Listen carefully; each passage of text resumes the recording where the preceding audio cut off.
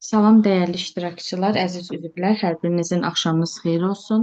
Mən Dərya Qrup təsisçi və rəhbəri Aytəc Məhərrəmova. Bu gün Dərya Qrup olaraq bizim növbəti vebinarımız keçiriləcəkdir. Vebinarımızın mövzusu Excel-də ən çox istifadə olunan 10 funksiya mövzusudur. Təlimçimiz isə təlimçi ekspert Dadaş Məmmədov olacaqdır. Dadaş bəy, axşamınız xeyir, necəsiz? Hər vaxtınız xeyir olsun. Çox sağ olun. Siz necəsiz? Çox sağ olun, mən də yaxşıyam. Uğurlu vebinarlar arzu edirəm. Başlaya bilərik. Təşəkkür edirəm. Hər birinizi salamlayıram, əziz və gözəl yoldaşlar. Bizim məqsədimiz Excel-də ən çox istifadə olunan 10 funksiyanı sizin nəzərinizə çatdırmamdır. Təbii ki, bəziləri haqqında ola bilsin ki, məlumatınız olub, eşitmiş olarsınız və s. Mən bu funksiyaları bura qeyd eləmişəm. Ümidvaram ki, ekran görünür sizdə hamınızda. Səsim də yaxşı şəkildə gəlir. Bu gördüyünüz funksiyaları Excel-in menyuları ilə bərabər inteqrasiya edib bir-birinə necə praktiki səviyyədə onu tətbiq etmək olar, onu göstərəcəm. İlk öncə kimin Excel-dən bağlı məlumatı var əvvəlcədən, hansı ki bazası var və s. Excel təminə qoşulub.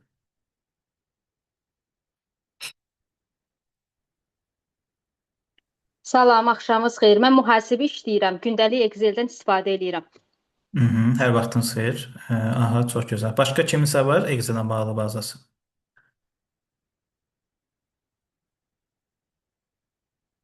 Hı -hı.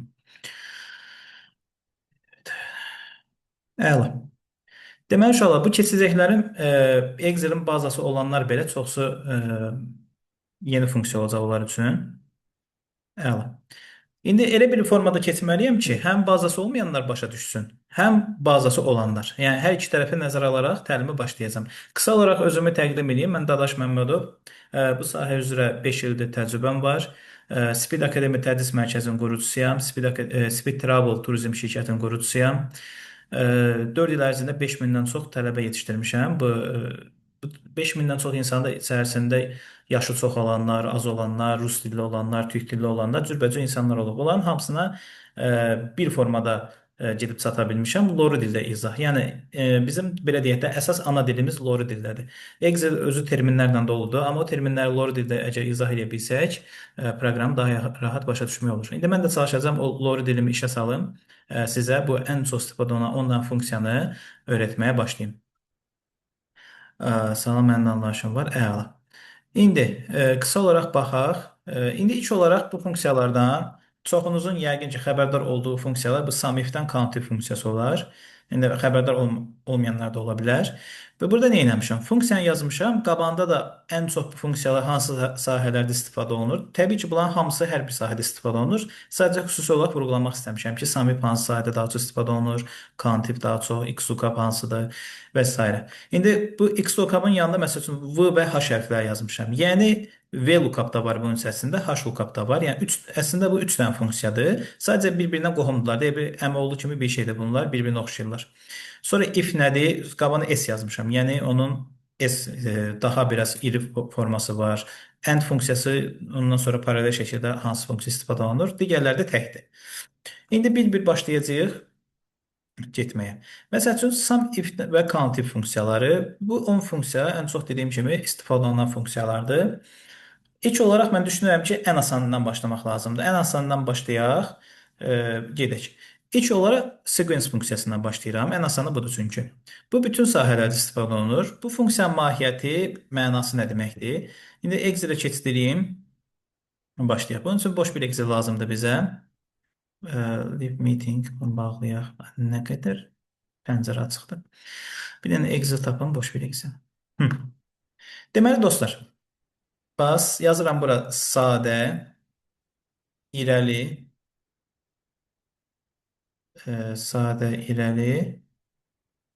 advanced. Özümdən elə bir şey deyirəm ki, başa düşməyə çalışır və mükəmməl.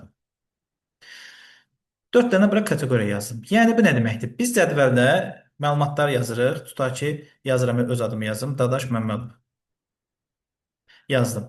Bu yazdığımız adların qabağında rəqəmlər də olur da. Yəni birinci müştəri Dadaş Məmmədov, ikinci müştəri filan kəs, üçüncü müştəri filan kəs.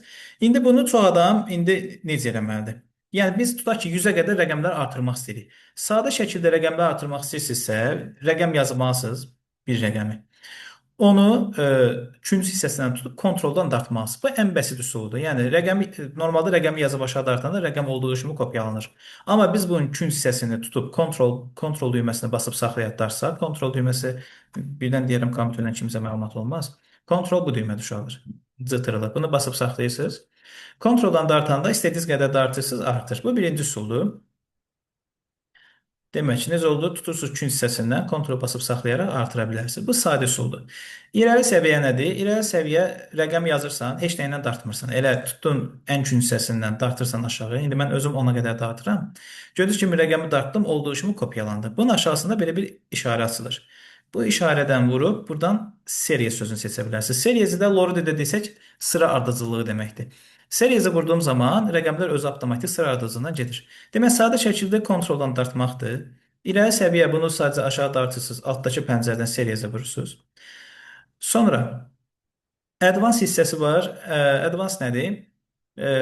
1 yazırsan, birdən sonra 2 yazırsan, ikisini birdən seçirsən, elə belə dartırsan. Belə artır.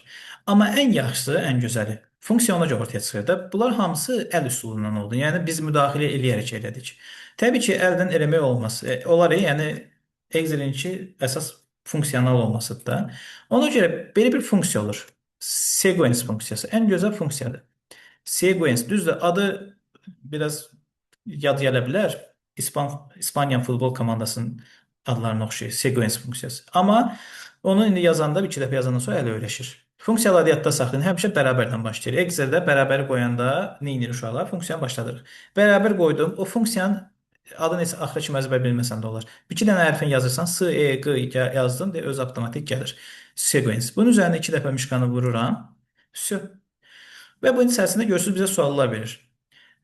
Deyir, neçəyə qədər artırmalısan? Row sətirdir, yəni neçə sətr artırmalısan? Deyirəm ki, məsəl üçün 100 dənə sətr. 100 yazıram, mötəzəm bağlayıram, quradı getdi. 100 yazıb Enter-i bastığım zaman özü avtomatik şəkildə nə edir? 100-ə qədər artırır. Yəni burada sən kontroldan əlləşmirsən, nə bilim, aşağı dartmırsan, eləmirsən. Fikir verirsə hamısını öz elədi. Bir dənə funksiyanı yazdım. İçinə neçəyə qədər artmasını istəyirəmsə onu yazıram. Məsələn, indi deyirəm 5-ə kimi artır, 5 yazıram, Enter, 5-ə kimi artdı. Ya da deyirəm ki, 10-a kimi artır, silirəm, 10 yazıram, 10-a kimi artır. İndi bunun siz gözəlliyi harda ortaya çıxır? Gözəlliyi orada ortaya çıxır ki, biz hər hansı bir sətri siləsi olsa, tutaq ki, buranı silmək istəyirəm. İndi mən buranı silmək istəyirəm. Baxın, siləcəm. Delete vururam, silinir.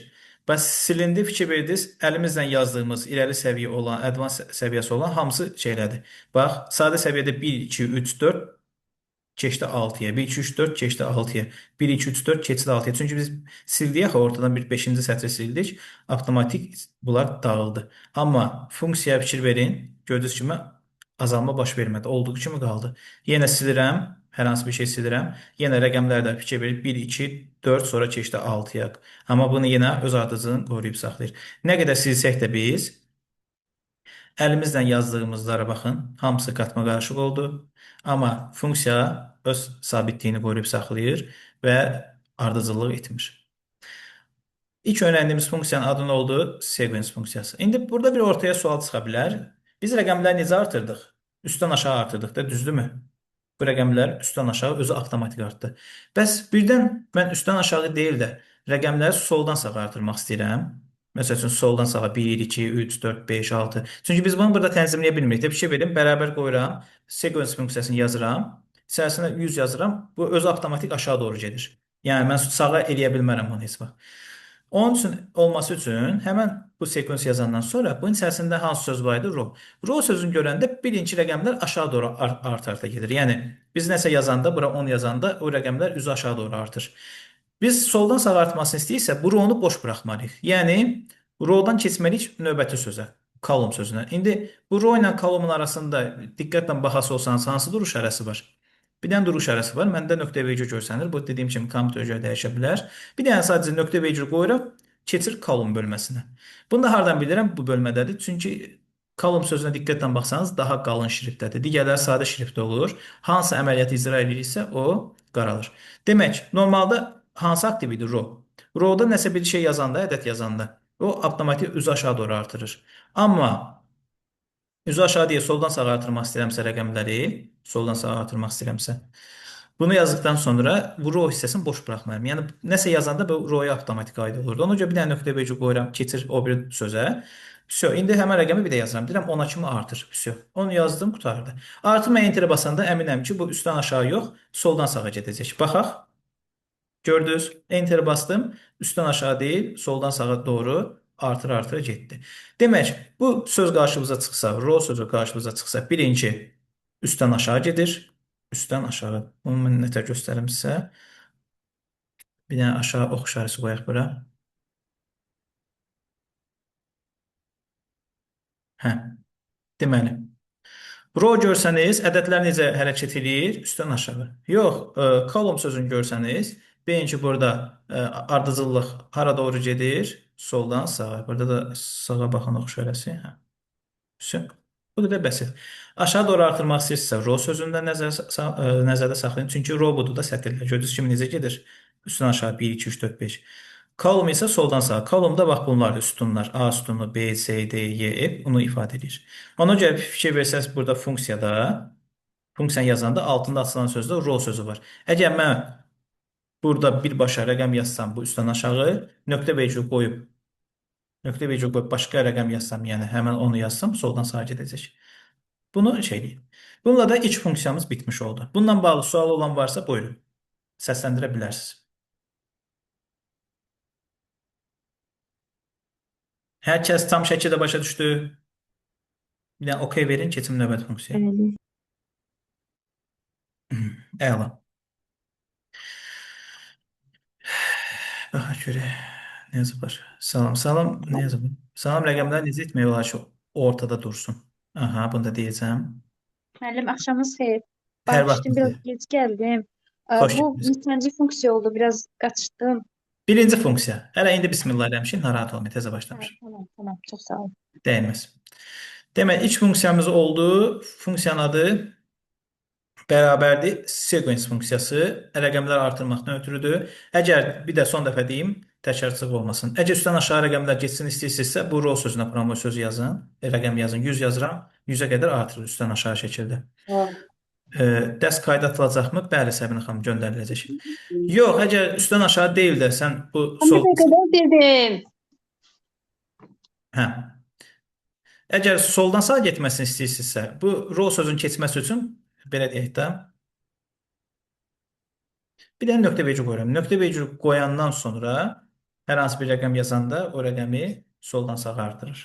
Burada da qeyd eləmişəm. Əgər row sözünü görsəniz, birinci üstdən aşağı gedir rəqəmlər, kolumn sözünü görsəniz, birinci soldan sağa gedir. Vsyo, iç funksiyamız bitdi. Və bir dənə kimsə oradan sual verdi ki, necə edə bilərik ki, rəqəmlər necə deyək, ortada dursun. Bu da ən asan bir şeydir. Home menüsündə ilk olaraq qarşımıza home menüsü çıxır. Burada oxlar var. Oxlar. Oxlar da bir şeyi, məsələn, row sözünə baxın, row sözünü seçirəm. Ortadakı oxa vururam, görürsünüz, bu söz ortaya gəlir, sağa vururam, sağa gəlir, sola vururam, sola gəlir. Eyni qayda burada da bunları seçib, bu oxlarla nə edə bilərsiniz? Gətirə bilərsiniz. Və hamısı rəqəmlər fikir verin, xananın sağındadır da. Ortadakı oxa vururam, hamısı nəyə gəldi uşaqlar? Ortaya doğru gəlmiş oldu. Xoşdur. Hə, davam edək. İlk funksiyamız getdi, sequence funksiyası. Uşaqlar, bax bu funksiyalar yeni funksiyalardır. Yəni, əgər aranızda kimsə Excel-in köhnə versiyasını işlədən varsa, nə bilim 2013-ü, 2016-nı, onlarda olmaya bilər. Çalışın Excel-in yeni versiyasını yükləyin, hardasa minimum 2019 olsun, 2019-dan yuxarı. Məsələn, mən istifadə etdiyim hal-hazırda 2024-ün Excel-idir. Bu da Excel-in ən yenisi sayılmış olur. Belə, desəz ki, bu necə yükləmək olar? Mən sizə şey deyərəm, kömək edərəm. Qrupda izah edərəm ki, necə yükləmək olar. Bunu da mənlikdir. Keçdik. Birinci öyrəndiyimiz funksiya sequence-dir. Düzdür. Burada sıralamada ən axırıncı yerdə durmuş olsa belə, bu asan olduğuna görə ilk olaraq bunu keçdik. Bunun qabağına bir dənə plus işarəsi qoyaq. Ya da bir dənə smiley qoyaq. Yəni buna ya da plusumuzu qoyaq.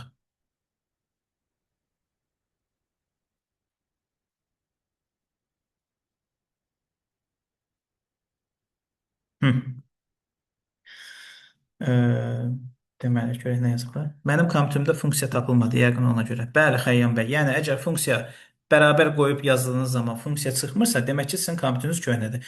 Kompüteriniz köhnədir deyil, daha doğrusu Office proqramı köhnədir. Onu da hardan bilə bilərsiniz? İndi hamının ağlında ola bilən bir sual ola bilər ki, mən nə bilim ki, məndə Excel hansı səviyyədir? Heç nə, çox rahat bir şeydir. Baxın, ən başda fayl menüsü var. Görürsüz bunu?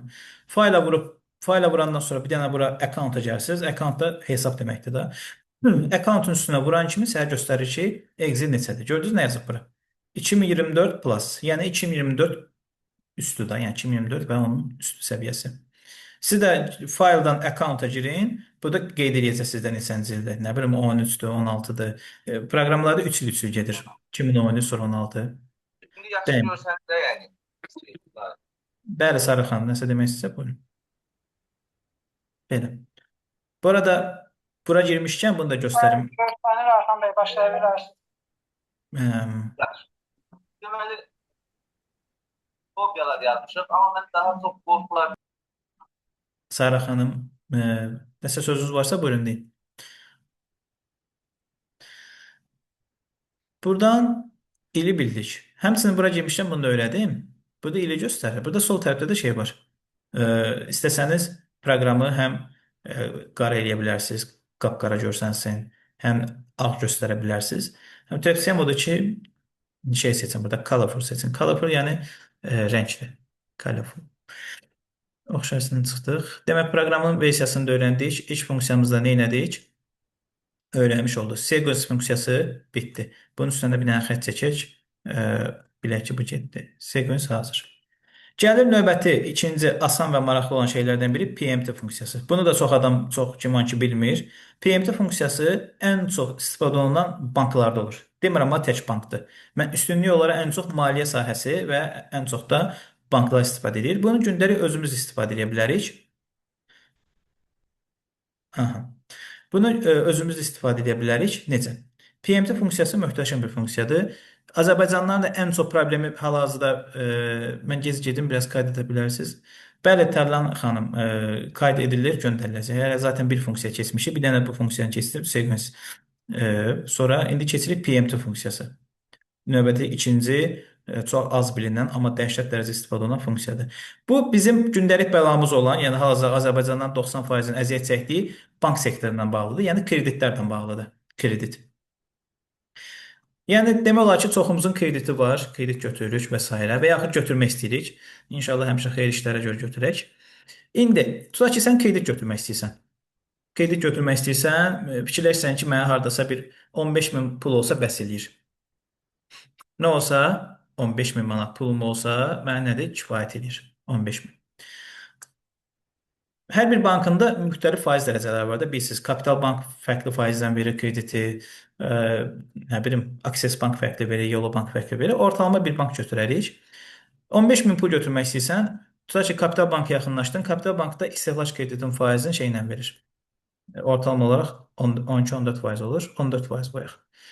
14%-lə bu sizə pul verir. Yəni 15.000 götürürsəm, üstündən 14% pul gəlir. Və müddət var. Müddət nədir uşaqlar? Əsas məsələ budur. Müddət, yəni neçə aylıq götürürsən.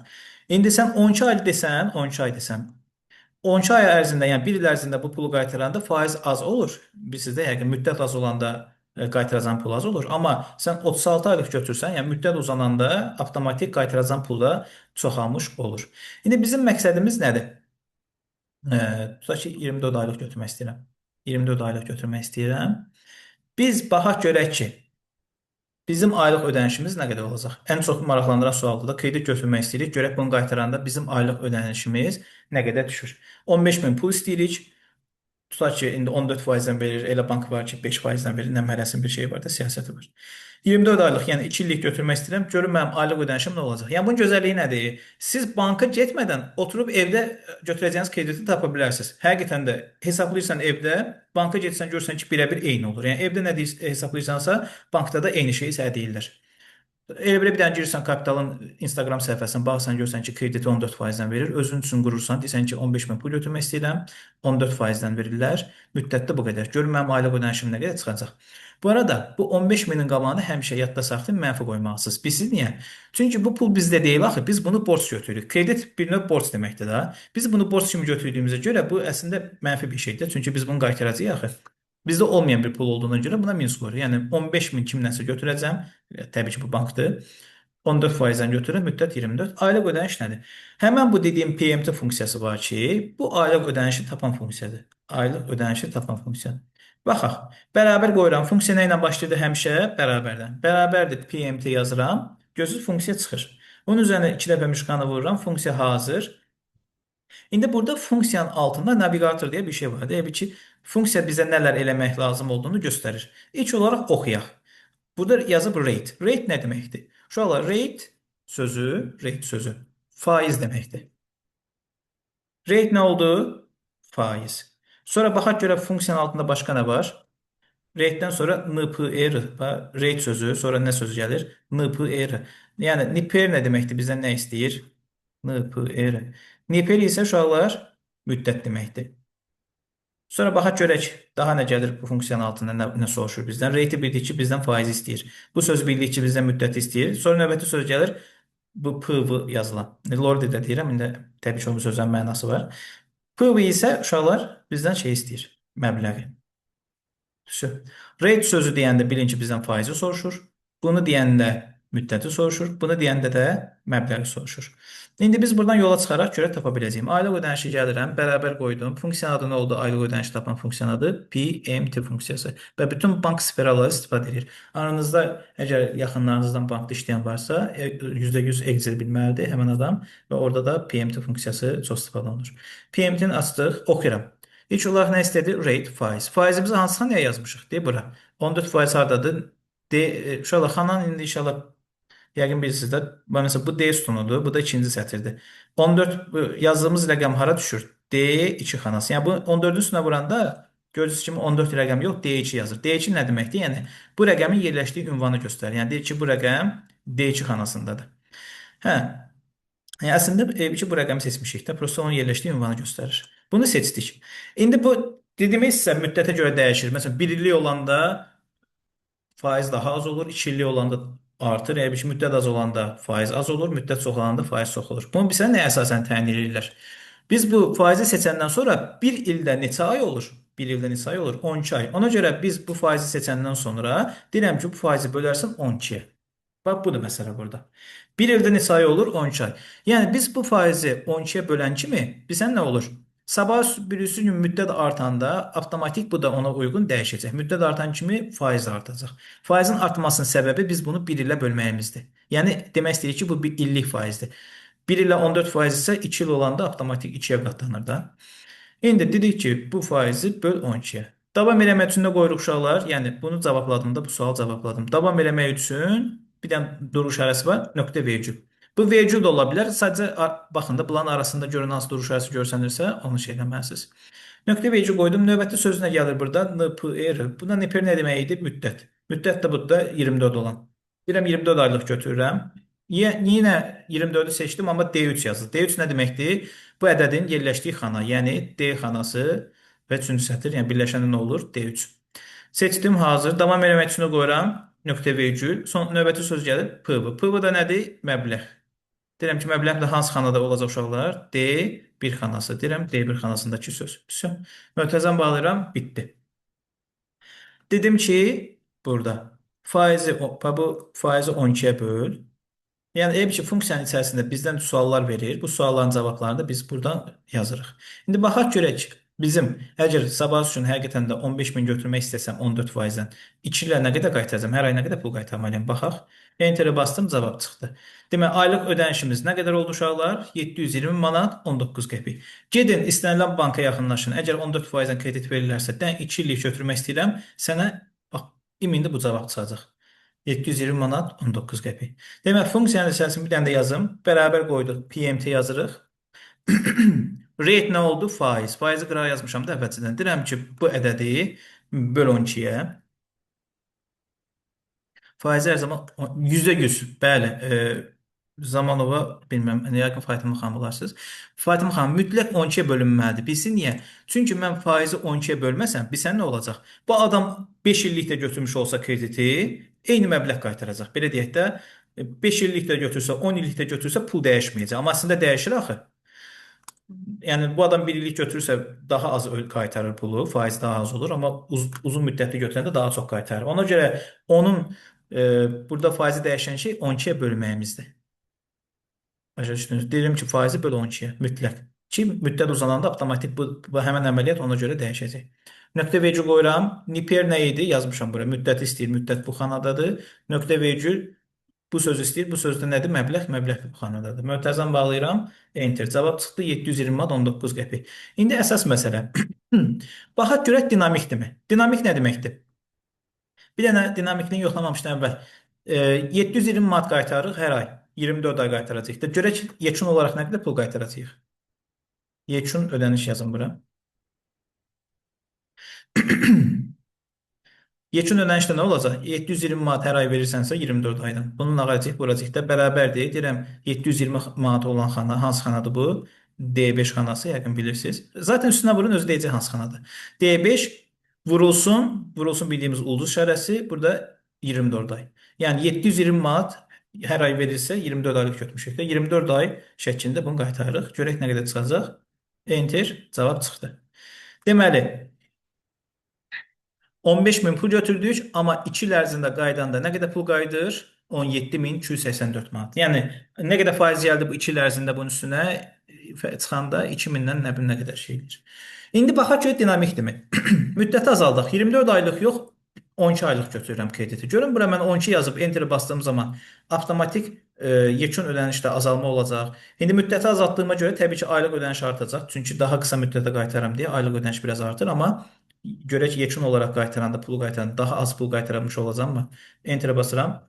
Gördüyünüz kimi aylığım artdı, düzdür. 1346 manat hər ay verməliyəm. Amma yekun olaraq qaytaracağım pul azaldı. Bir yaxlam 17.000 qaytarırdım, amma gördünüz indi 16.000-ə düşdü. Çünki 1 illik elədim axı. Məsələn 6 aylıq götürsəm, 6 aylıq eləsəm. Normal olaraq indi 6 aya qaytaramsa bunun aylıq ödənişi çox olmalıdır ki, tez bitirə bilim də. Aylıq ödəniş artacaq, amma yekunda qaytaracağım pul azalacaq. 6 aylıq edirəm. Enter. Gördünüz? Aylığım oldu 2603 manat, amma yekun olaraq qaytaracağım 15618 manat. Yəni cəmi 6 ay ərzində bunun üstünə 618 manat pul gəlir. Yəni 6 aya 618 manat pul gəlir. Məsələn 36 ay deyim bunu. 36 ay. Enter. Gördüyünüz kimi yekun dəyişdi. Yekun oldu 18.000. Yəni üstünə 3000-dən çox pul gəlir. 3400 manatdan çox pul gəlir. Düzdür, aylıq ödənişimiz az görsənir. Çünki uzun müddət uzun olanda aylıq da azalır, amma yekunda itirən daha çox sən olursan. Azərbaycan millətinin ən çox şeylədiyi, çox məbləğə az aylıqlar vermirlər amma bankda. Bu bankın daxili sistemidir. Təbii ki, zaten 15.000-i kimdə 6 aya qaytara bilən. Cəmaət ayda 2600 manat qaytara bilirsə, bankda nə işi var? Bizimkilərin ən çox zaten başladığı ödədiyi müddət 12 aydan başlayır. 12 ay. Bir də aylığa az düşsün deyə daha çox müddət uzatmağa tərəfdar olurlar. Yəni 12 aylıq yox, ən çox olur 24 ay, yəni 2 illik. Məbləğ gözlərinə az görsənir. Deyirlər ki, 720 manatda qaytaracağam. Amma yekunda itirəcəklər pulda çoxalır. Məsələn 65 illik eləyək bunu. Bizdə bankların ən çox uzun müddətli verdiyi kredit 5 illik olur. 5 illik eləyək. 5-i də 12-yə vura nə eləyir? 60 artıq götürək. Enter. Gördünüz 5 ilə düzdür ayda 349 manat verirsən, məbləğ gözünə az görsənir hər aylıq. Amma yekunda görsən nə qədər pul itirirsən. Üstünə 6000-ə yaxın pul gəlir. 5000 buradan 941 manat da bu. 5 ilə 6000 manat pul itirirsən. Məsələn 3 aylıq qaytarsaq görək. Görürsüz 3 aya 15000, bu da 15351. Yəni ortada 351 manat pul itirirsən. Belə çıxır ki, müddət çoxaldıqca qaytaracağın pul da avtomatik çoxalmış olur. İkinci funksiyamız olan PMT funksiyası da yekunlaşdı. Ümidvaram rahat şəkildə başa sala bildim. Yəni çoxunuz çox güman ki, funksiyanı eşitməmiş olarsınız. PMT funksiyası. Bu aylıqları hesablamaqdan ötürü istifadə olunan bir şeydir. PMT-də getdi. Yəni əgər kredit götürmək istəyirsinizsə, ilk öncə onu evdə mütləq edin. Çünki bankda olanda xüsusi atmosferə düşürsən, ola bilər ki, düzgün qərarlar verə bilməzsən, sonra gələcəkdə ödəniş edəndə çətinlik yaranır. Evdə qəşəng, nə qədər sənə pul lazımdır, özün üçün bir bank tap, onu gör neçə faizlə verir, onu yaz, bir də neçə aylıq götürmək istəyirsən, yaz, qutardı. Funksiyandan da tap ki, aya mən nə qədər qaytara bilərəm. Bundan sonra da öz kreditlərinizi evdə özünüz əvvəlcədən yeyə bilərsiniz, hesablaya bilərsiniz. PMT funksiyası da bitmiş oldu. Növbəti, ondan sonra gələn asan funksiyalardan biri to-do funksiyasıdır. Xoşdur. Bura kimi də okeydirsə, mən keçim növbəti funksiyamıza. 50 nəfər var, əla. Növbəti funksiyamız to-do funksiyası. To-do funksiyası var abi. Belə təkcə elə yetim kimi görsəndə şey yapsan ki, heç nəyə lazım deyil. Amma bunun altında çox şey yatır. İndi keçirik to-do. To-do-yu da belə qıraqda göstərim yenə. To-do nədir? Məsələn, bu gün ayın neçəsi 10-da düzdürmü yazıram. 10-u 12-ci ay 2025 yazdım. Today nə deməkdir? Today də elə bu gün deməkdir. Də bərabər qoyuram. Funksiya ilə başlayır hər zaman. Bir daha xatırladım, bərabərlə başlayır. Today yazıram. Vəsə. Today elə funksiyalardan biridir ki, bunun içərisində heç nə yazmırsan. Elə funksiyanı özün yazırsan, yəni today yazırsan, üstünə 2 dəfə vurursan, vəsə və enter basırsan. İçinə heç bir şey yazmırsan. Enter bastım, bu da ayın 10-unu göstərir. Bilirsiniz fərq nədir? Yəni bunu mən əldən yazmışam, bunu da funksiya ilə yazmışam. Fərq odur ki, sən kompüteri söndürürsən, sabah kompüteri açanda görəcəksən ki, funksiya avtomatik ayın hissəsi olacaq. Sabah da bilirsiniz ki, ayın 11-dir. Sabah olacaq avtomatik ayın 11-i, bu özü dəyişəcək. Amma əlimlə yazdığım isə elə olduğu kimi qalacaq. Yəni, əldən yazılan şey dəyişə bilərmi? Xeyr. Yenə yazmırsanız o ömür boyu elə qalacaq. Amma funksiya nədir? Bu gün ayın 10-udur deyə onu göstərir. Sabah sən kompüteri açsan, o avtomatik özü olacaq ayın 11-i. Deyəsən ki, hə, nə olsun, bu mənə nə qatır ki? İndi görün nə qatacaq sizə. Yenə biraz kreditə toxunaq. Bilirsiniz də kimsə krediti gecikdirəndə eləyəndə zəng edib deyirlər ki, kreditin nə vaxtı deyəcəksiniz və yaxud gecikibsə deyirlər ki, kreditiniz 2 gündür gecikir, 3 gündür gecikir, yəni vaxtında 1 gün var və s. Bunlar oturub bir-bir baxmırlar. Excel onu özləri avtomatik deyir. Və buraya yazıram kredit tarixi. Burada yazıram müddət.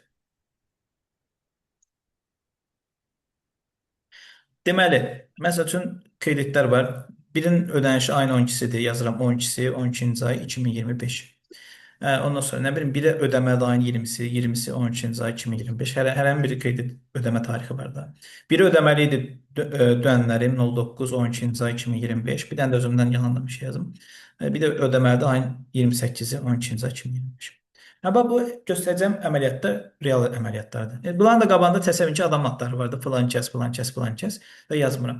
Mən elə bir şey düzəltməliyəm ki, burada. Elə bir şey düzəltməliyəm ki, özü avtomatik desin, Excel mənə özü desin ki, bu adamın ödənişinə 1 gün qalıb, 2 gün qalıb, 3 gün qalıb, 1 gün keçib və s. Necə edirik? Bu avtomatik beynimizdə elədiyimiz bir şeydir. Mən sizə desəm ki, uşaqlar, bu adam ödənişi, bu qabana da adama da əlavə edeyim. Ki, daha yaşmış düşəsin. Deyib ki, kredit götürən müştərilərdir. Məsələn, orada gördüyüm adlardan yazım. Tərlan xanım tutaq ki, Fatimə xanım. Təbii ki, ad və soyad olur yanında. Dadaş bəy.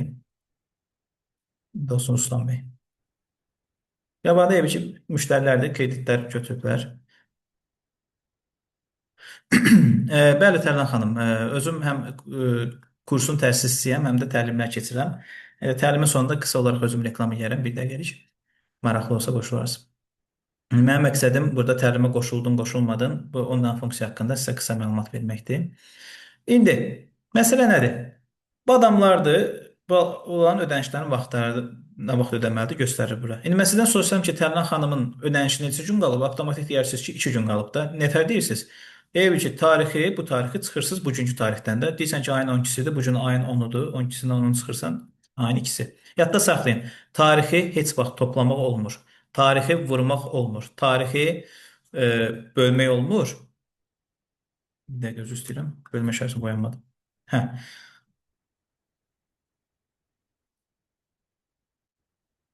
Tarixi bölmək olmur, amma tarixi çıxmaq olur. Nə eləmək olur? Tarixdən çıxmaq olur, amma bunları eləmək olmaz. Yəni, tarixi toplamaq, vurmaq, bölmək olmur, amma çıxmaq olur.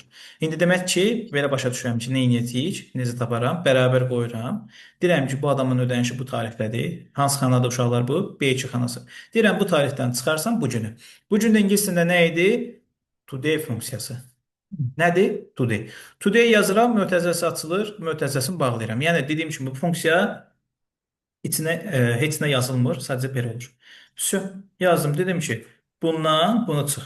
Düzdür? Enter. Belə bir şey çıxır buradan. Belə bir şey çıxır. İndi biz nə edirik?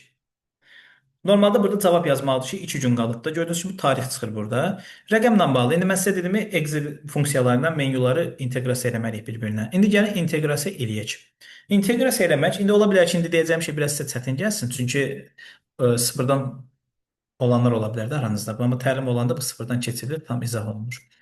Bunu seçirəm. Burada number menüsü var. Rəqəmlə bağlı bir şey olduğuna görə home menüsündə number deyə bir bölmə var. Təbii ki, rəqəmlə bağlı olduğuna görə number-ın yanında balaca ox işarəsi var. Number-ın yanında balaca bir ox işarəsi var. Buna vururam, pəncərə açır. Sadəcə bu açılan pəncərədə sən edəcəyin şey ən axıra düşməkdir. Custom bölməsinə düşməkdir. Bu custom bölməsinə düşəndən sonra elə ki, bir növ proqramlaşdırma kimi bir şeydir də.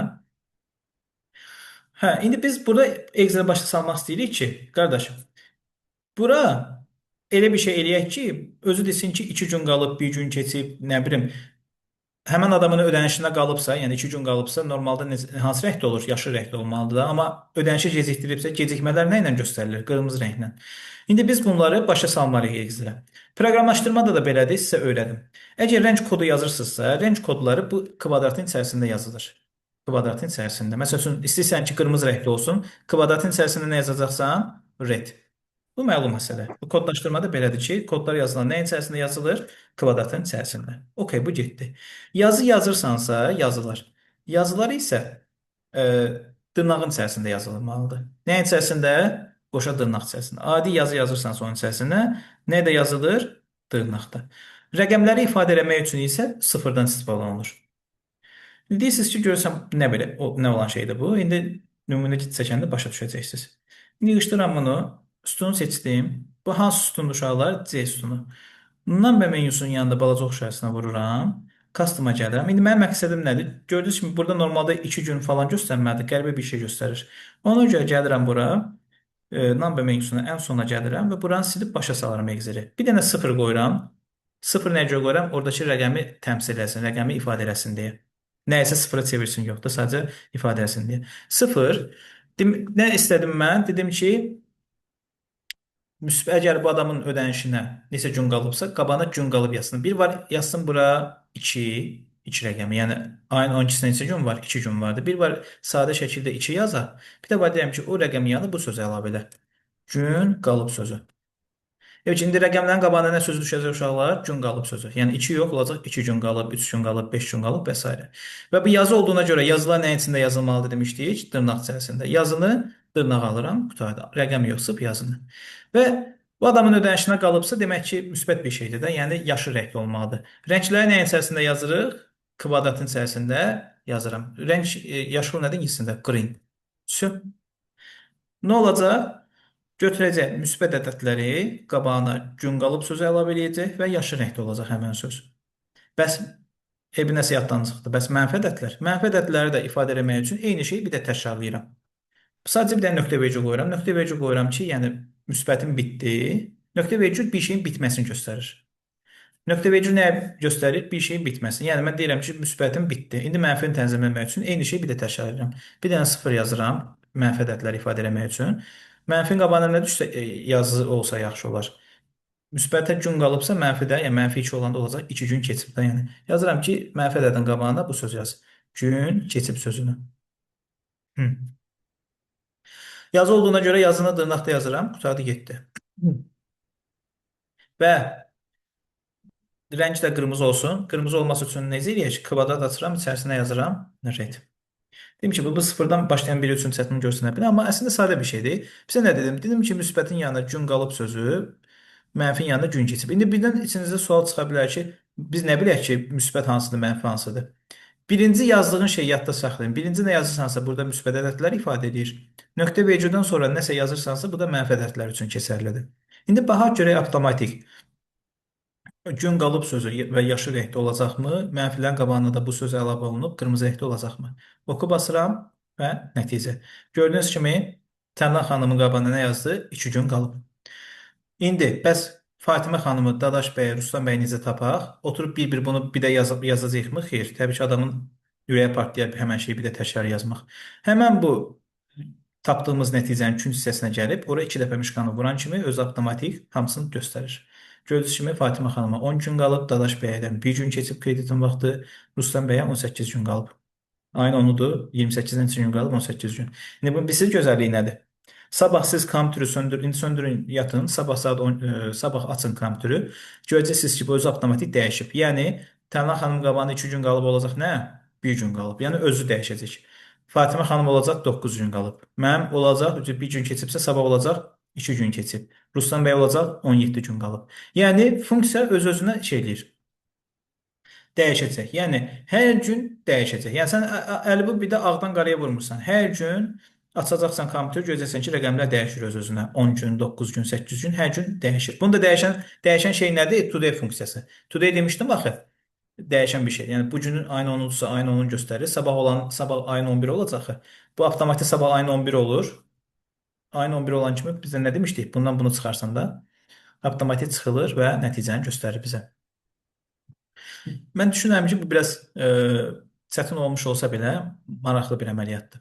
Baxaq görək dinamikdirmi, belə də yoxlayaq. Fatimə xanım yazıb 20 gün, 20-ni azaldıram buradan. Deyirəm ki, bu ayın 14-ü deməlidir. Ayın 14-ünü yazıram. Enter, gördüyünüz kimi nə yazdı? 4 gün qalıb. Yox, deyirəm ayın 4-ü deməli idi. Görürsə avtomatik dəyişdi. 6 gün keçib.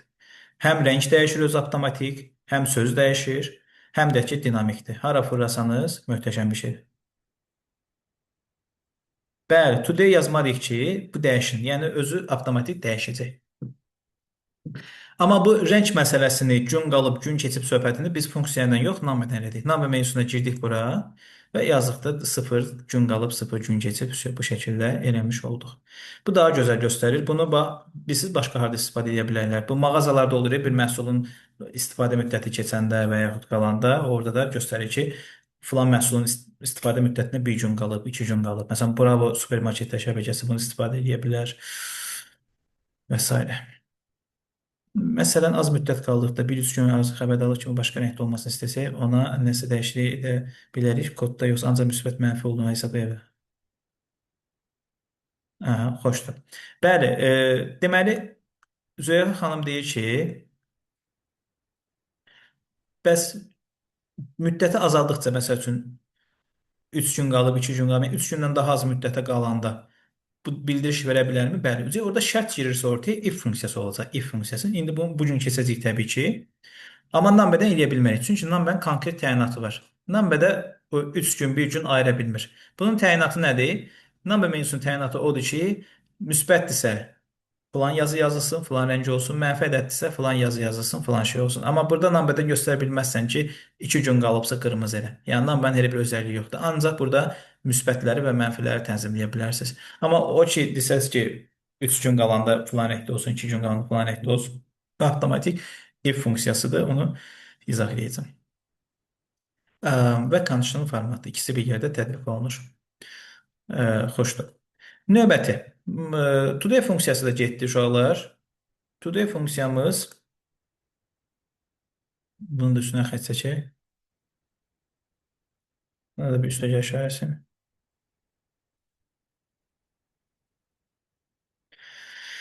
Sequence uşaqlar ədədləri artırmaq üçün idi. PMT aylıq ödənişlər tapmaqdan ötürü idi. Today isə kreditin bitməsi, qalması və s. Today ilə bərabər number funksiyasında bərabər şəkildə eləmiş olduq, işlətmiş olduq. İndi gəlir sizə rahat gələ biləcək funksiyalar. SUMIF, COUNTIF funksiyaları. Bu funksiyalar çox istifadə, dəhşət çox istifadə olunandır. Və yazmışam bura ambardarda, vergidə, maliyyədə, mühasibatlıqda bütün sahələrdə istifadə olunur. Və maraqlıdır. Girirəm Excel-ə. Artıq buradan vidalaşa bilərik.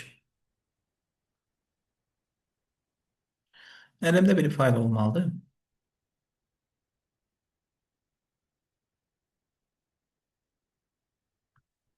Açasın. Gördüyünüz kimi Azərbaycan dilinə aid bir məlumat var.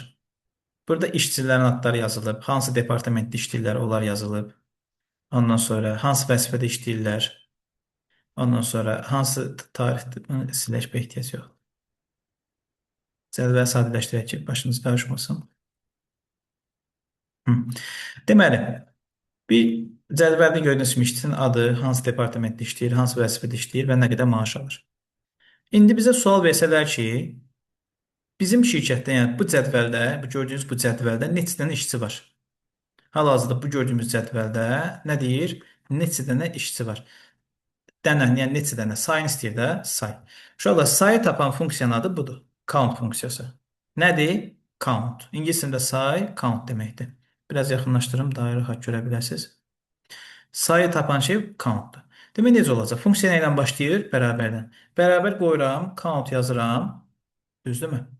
Neçə dənə işçi olduğunu maaşa görə tapa bilərəm. Maaşı seçirəm. Çünki neçə dənə maaş alan varsa, bir o qədər də nə var deməkdir? İşçi var deməkdir. Maaş olan sütunu seçirəm. Mən bunu əvvəlcədən adı yazmışam maaş adı. Amma normalda D sütunu seçdiyimə görə burada D hərfi yazılır 2 dəfə. Seçdim, enterə bastım. Neçə dənə işçi çıxdı burada?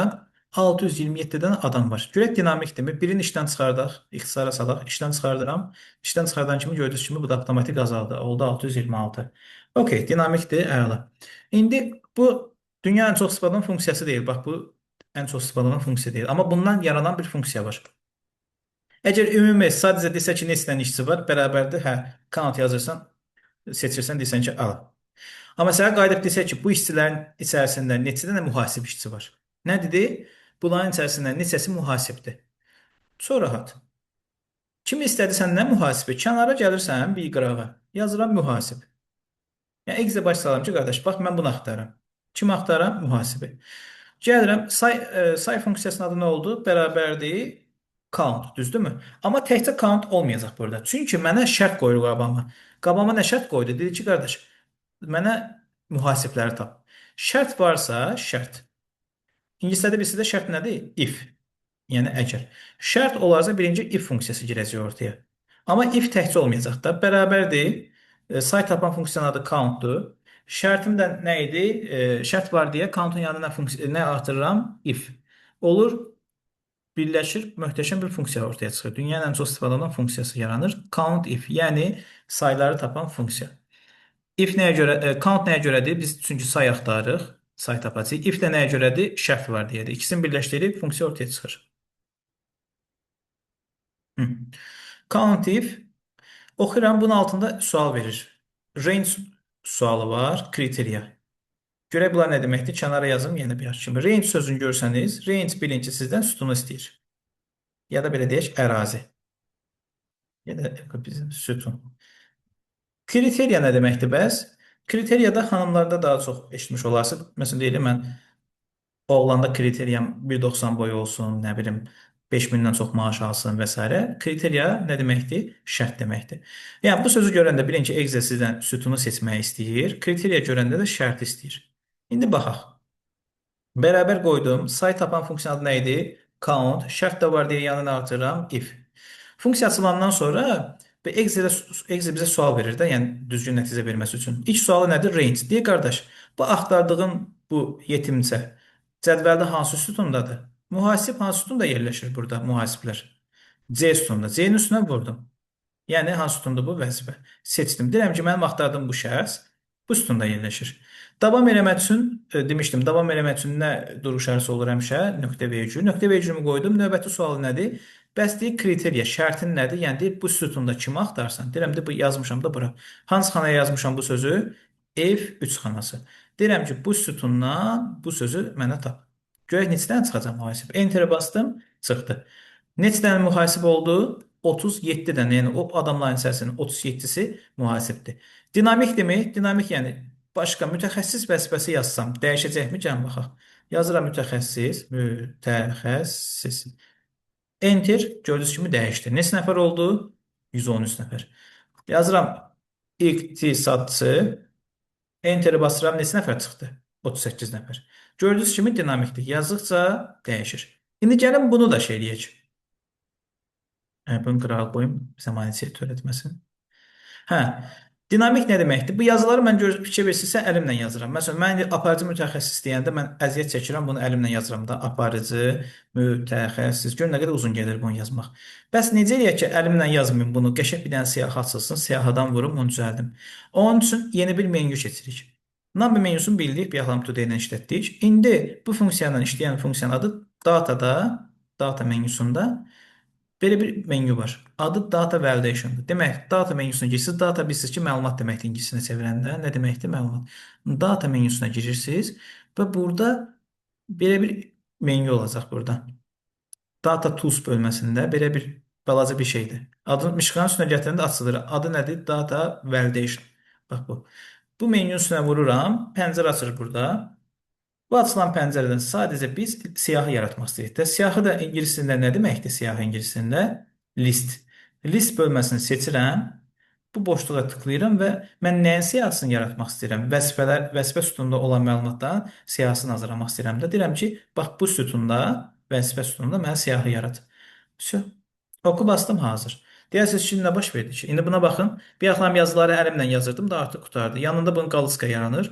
Bu qalıska işarəsinə vuraraq həmən sözləri artıq əlimlə yazmaq yerinə hansını istəyirəmsə üstünə bir dənə vururam. Avtomatik funksiya dəyişir. Baxın. Hansının üstünə vururamsa aparatif ixtisasçı 45 nəfər açdım. Mütəxəssis 113 nəfər açıram.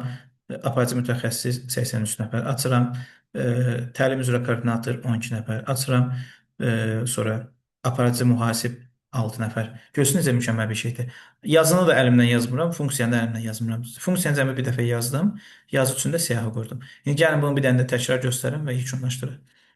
Deməli, necə eləyirik? İlk öncə kənara yazırsınız nəyi axtarırsınızsa, kənara yazdınız. Sonra say tapan funksiyanın adı nə idi? Count. Şərt də var deyə yanına atıram. Şərtimiz olduğuna görə if oldu count if. Oxuyuram altının. Deyir ki, qardaş, sənin axtardığın şey bu. Hansı sütunladır? Deyirəm ki, bax, bu axtardığım şey bu sütunda yerləşir. Davam eləmək üçün nə qoyuram? Nöqtə vergül. Növbəti söz nədir burada? Kriteriya. Şərtin nədir bəs? Deyir, bu sütunda kimi axtarsan, deyirəm ki, bax, bu sözü axtarıram. Cavab çıxır. Bu sözləri də əlimdən yazmaq yerinə nə edirəm? Həmən xananı seçirəm. Yəni, bu söz hansı xanadadır? Bu xananı seçirəm. Data menyusundan burada Data Validation bölməsi var. Ona vurub, всё. Açılan pəncərədən listi seçirəm. Yəni, siyahı yaratmaq istədiyimi deyirəm ona. Və bu boşluq hissəsinə də C sütununun, yəni indi burada vəzifə burada yerləşir də, bu sütunu ötürürəm. Qurtardı. Oka basıram, hazır. Artıq sözləri əlimdən yazmıram. Burada qalıska açılır. Qalıskadan rahat şəkildə mənə kim lazımdır, nə lazımdırsa üstünə vururam, avtomatik şəkildə dəyişir. Görün nə gözəl bir şeydir. İndi sən bu boyda sözü görün nətər yazacaqsın? Departament rəisi müavini adam yazıb qutarana qədər bitər olar. Amma açıram buradan rahat şəkildə hansı lazımdırsa üstünə vururam. Funksiyada gördüyünüz kimi burada dəyişir. Aparatif ixtisasçı 45 nəfər və s. İndi növbəti. Samif də getdi. Yox, Samif nə idi? Count if getdi. Mütəxəssis yazanda sırf onu götürür, yoxsa aparatif mütəxəssis vəsindəki mütəxəssisləri də götürür, yoxsa öz ayırır? Sabir bəy çox qəşəng bir sual verdi uşaqlar. Bu arada sual verməyin özü də bir sənətdir. Qəşəng suallar verməyə bacarın. Deyir ki, mən bura deyil mütəxəssis yazıram. Bir dəqiqə. Lap deyir ki, bura mən deyil mühasib yazıram. Düzdürmü? Enteri bastım. Neçə mühasib çıxdı? 37-nə. Deyir, indi mən buraya mühasib yazmışam. Tək mühasibləri mi götürüb, yoxsa baş mühasib, aparıcı mühasib, onlar da götürürmü? Yəni, bütün mühasibləri sayır, yoxsa iminli mən bu sözü yazmışam deyə ancaq bunu mu tapır? Uşaqlar, Excel belə bir özəlliyi var ki, nə yazsansa onu tapır. Yəni, mən buraya mühasib yazmışamsa, sırf mühasibləri tapır. Yəni, gedib kiçik mühasibdir, baş mühasibdir, aparıcı mühasibdir, bunlar tapır. Yox, şayət, əgər desən ki, onlar da tapsın, çox rahat. Həmən mühasibin qabağına ulduz işarəsi satıram əvvəlinə. Ulduz. Niyə görə əvvəlini atdım? Çünki o dediyim sözlər bunun əvvəlində işlənir axı. Baş mühasib harasında işləndi? Əvvəlində. Aparıcı mühasib harasında işləndi? Əvvəlində. Kiçik mühasib əvvəlində. Bu cümlələr bunun əvvəlində işlənir deyə əvvəlində bir dənə ulduz işarəsi satıram. Yox, belə bir cümlə olmuş olsaydı mühasib köməkçisi sözü bunun arasına düşür sağına. Onda sağına ulduz qoyacaqdınız. Mən bilirəm ki, cədvəldə elə söz yoxdur, amma baş mühasib, aparıcı mühasib sözləri var da. Ona görə bunun əvvəlinə ulduz atıram. İndi enteri basaq görək, rəqəm dəyişəcəkmi? Enter gördüyünüz kimi dəyişdi. 37 nəfər oldu, 43 nəfər. Neçə nəfər artdı? 6 nəfər artdı. Demək, həmən bu 6 nəfər baş mühasib, aparıcı mühasib vəzifəsində işləyənlərdir. Bunun üstünə gəldi. Həm mühasibləri tapdı, həm də digər bütün şəxsləri. Belə. Count if getdi.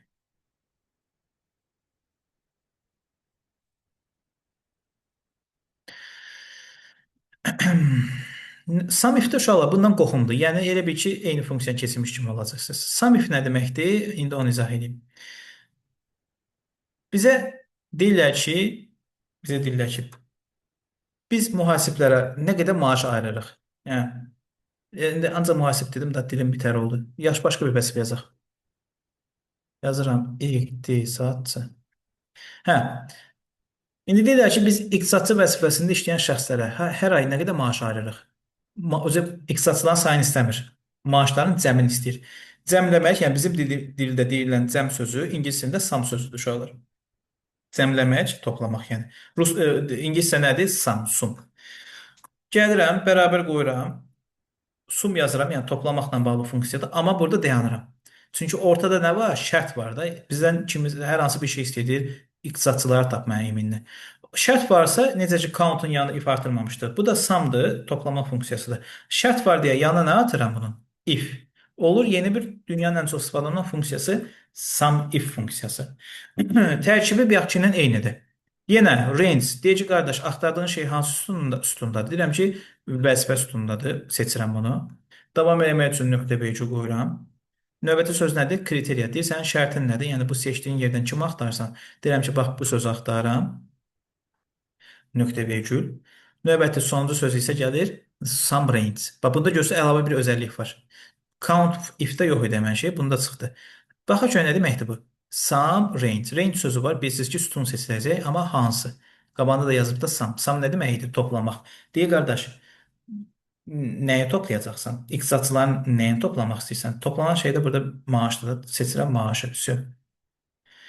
Gedişat necə olur? Deyirəm ki, bax bu sütundan bu sözü tap, onun maaşlarını topla. Görək, biz iqtisadçı vəzifəsində işləyən şəxslərə ay ərzində nə qədər maaş ayırırıq? Enter. Cavab çıxdı. Buna da pul işarəsi bırak, keşə görsənsin. Ay ərzində nə qədər pul ayırırıq? 64.035 manat. Bəs koordinator vəzifəsində işləyənlərə nə qədər maaş ayırırıq? Enter. Nə qədər ayırırıq? 24.653 manat. Bəs mühasib işləyənlərə nə qədər maaş ayırırıq?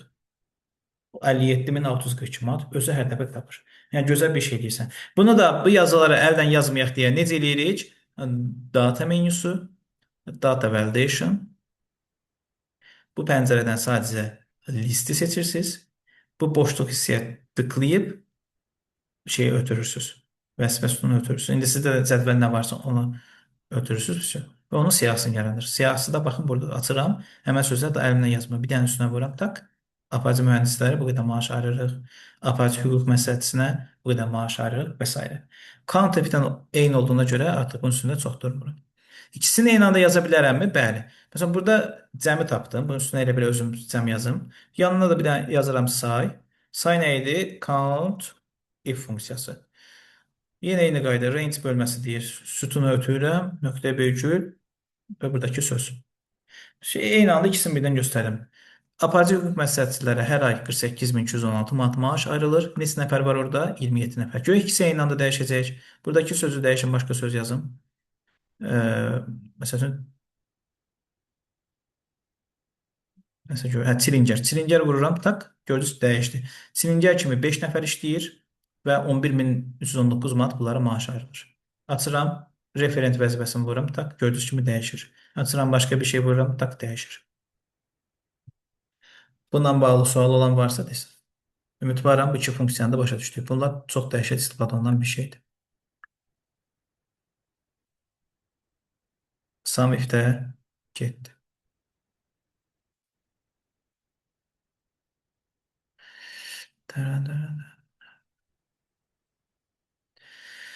Çox gözəl, təşəkkürlər. Xoşdur Səbinə xanım. Növbəti. Sum if getdi, count if getdi, today getdi, pmt getdi, sequence getdi. Gəlir if və if error funksiyası. Bunlar belə deyək də Loru dediksə sevgili kimi bir şeydirlər. Yəni bunlar bir-birinə ayrılmırlar. If varsa if error da bunun yanında həmişə gəzir. If error nə deməkdir? Gəldik onunla bağlı bir sizə nümunə göstərək.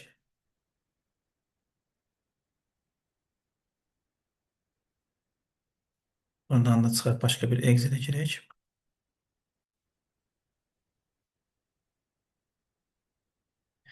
Baxın, burada sizə birinci aranızda ola bilər ki, tələbələr olsun. Tələbələrlə bağlı bir nümunə seçin, bir də iş adamlarla bağlı bir nümunə seçin. Buraya yazıram semestr balı. Semestr balı, düzdürmü? Semestr balı yazıram, burada yazıram nəticə.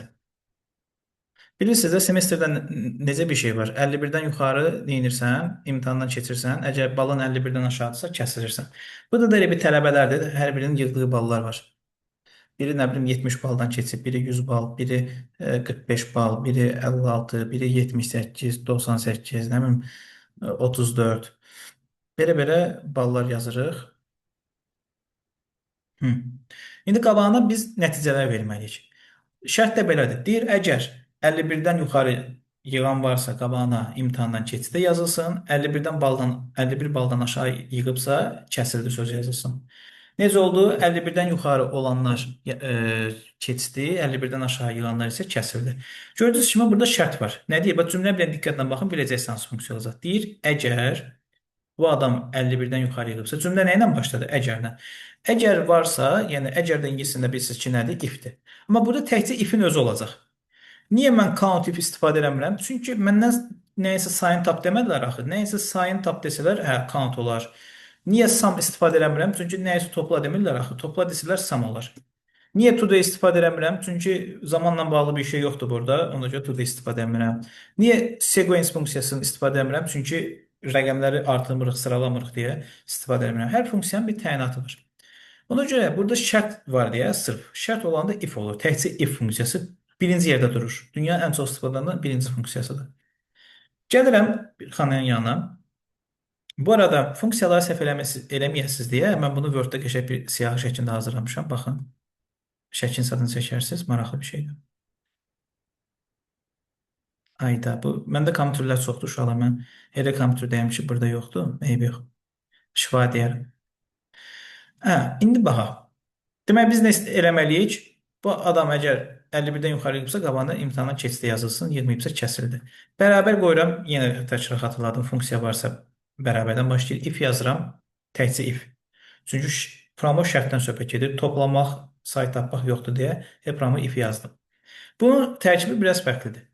Deyir, logical test. Deyir, qardaş, tapşırığın nədir deyir? Test yəni tapşırıq. Tapşırığım odur ki, deyirəm, bax gör bu xanadakı ədəd, hansı xanadır bu uşaqlar?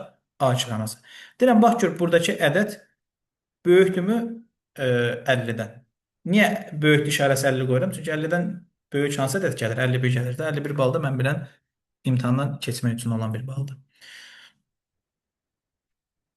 Bu nə deməkdir? Deyirəm ki, bax gör, qardaş, bu ədəd 50-dən böyükdürmü?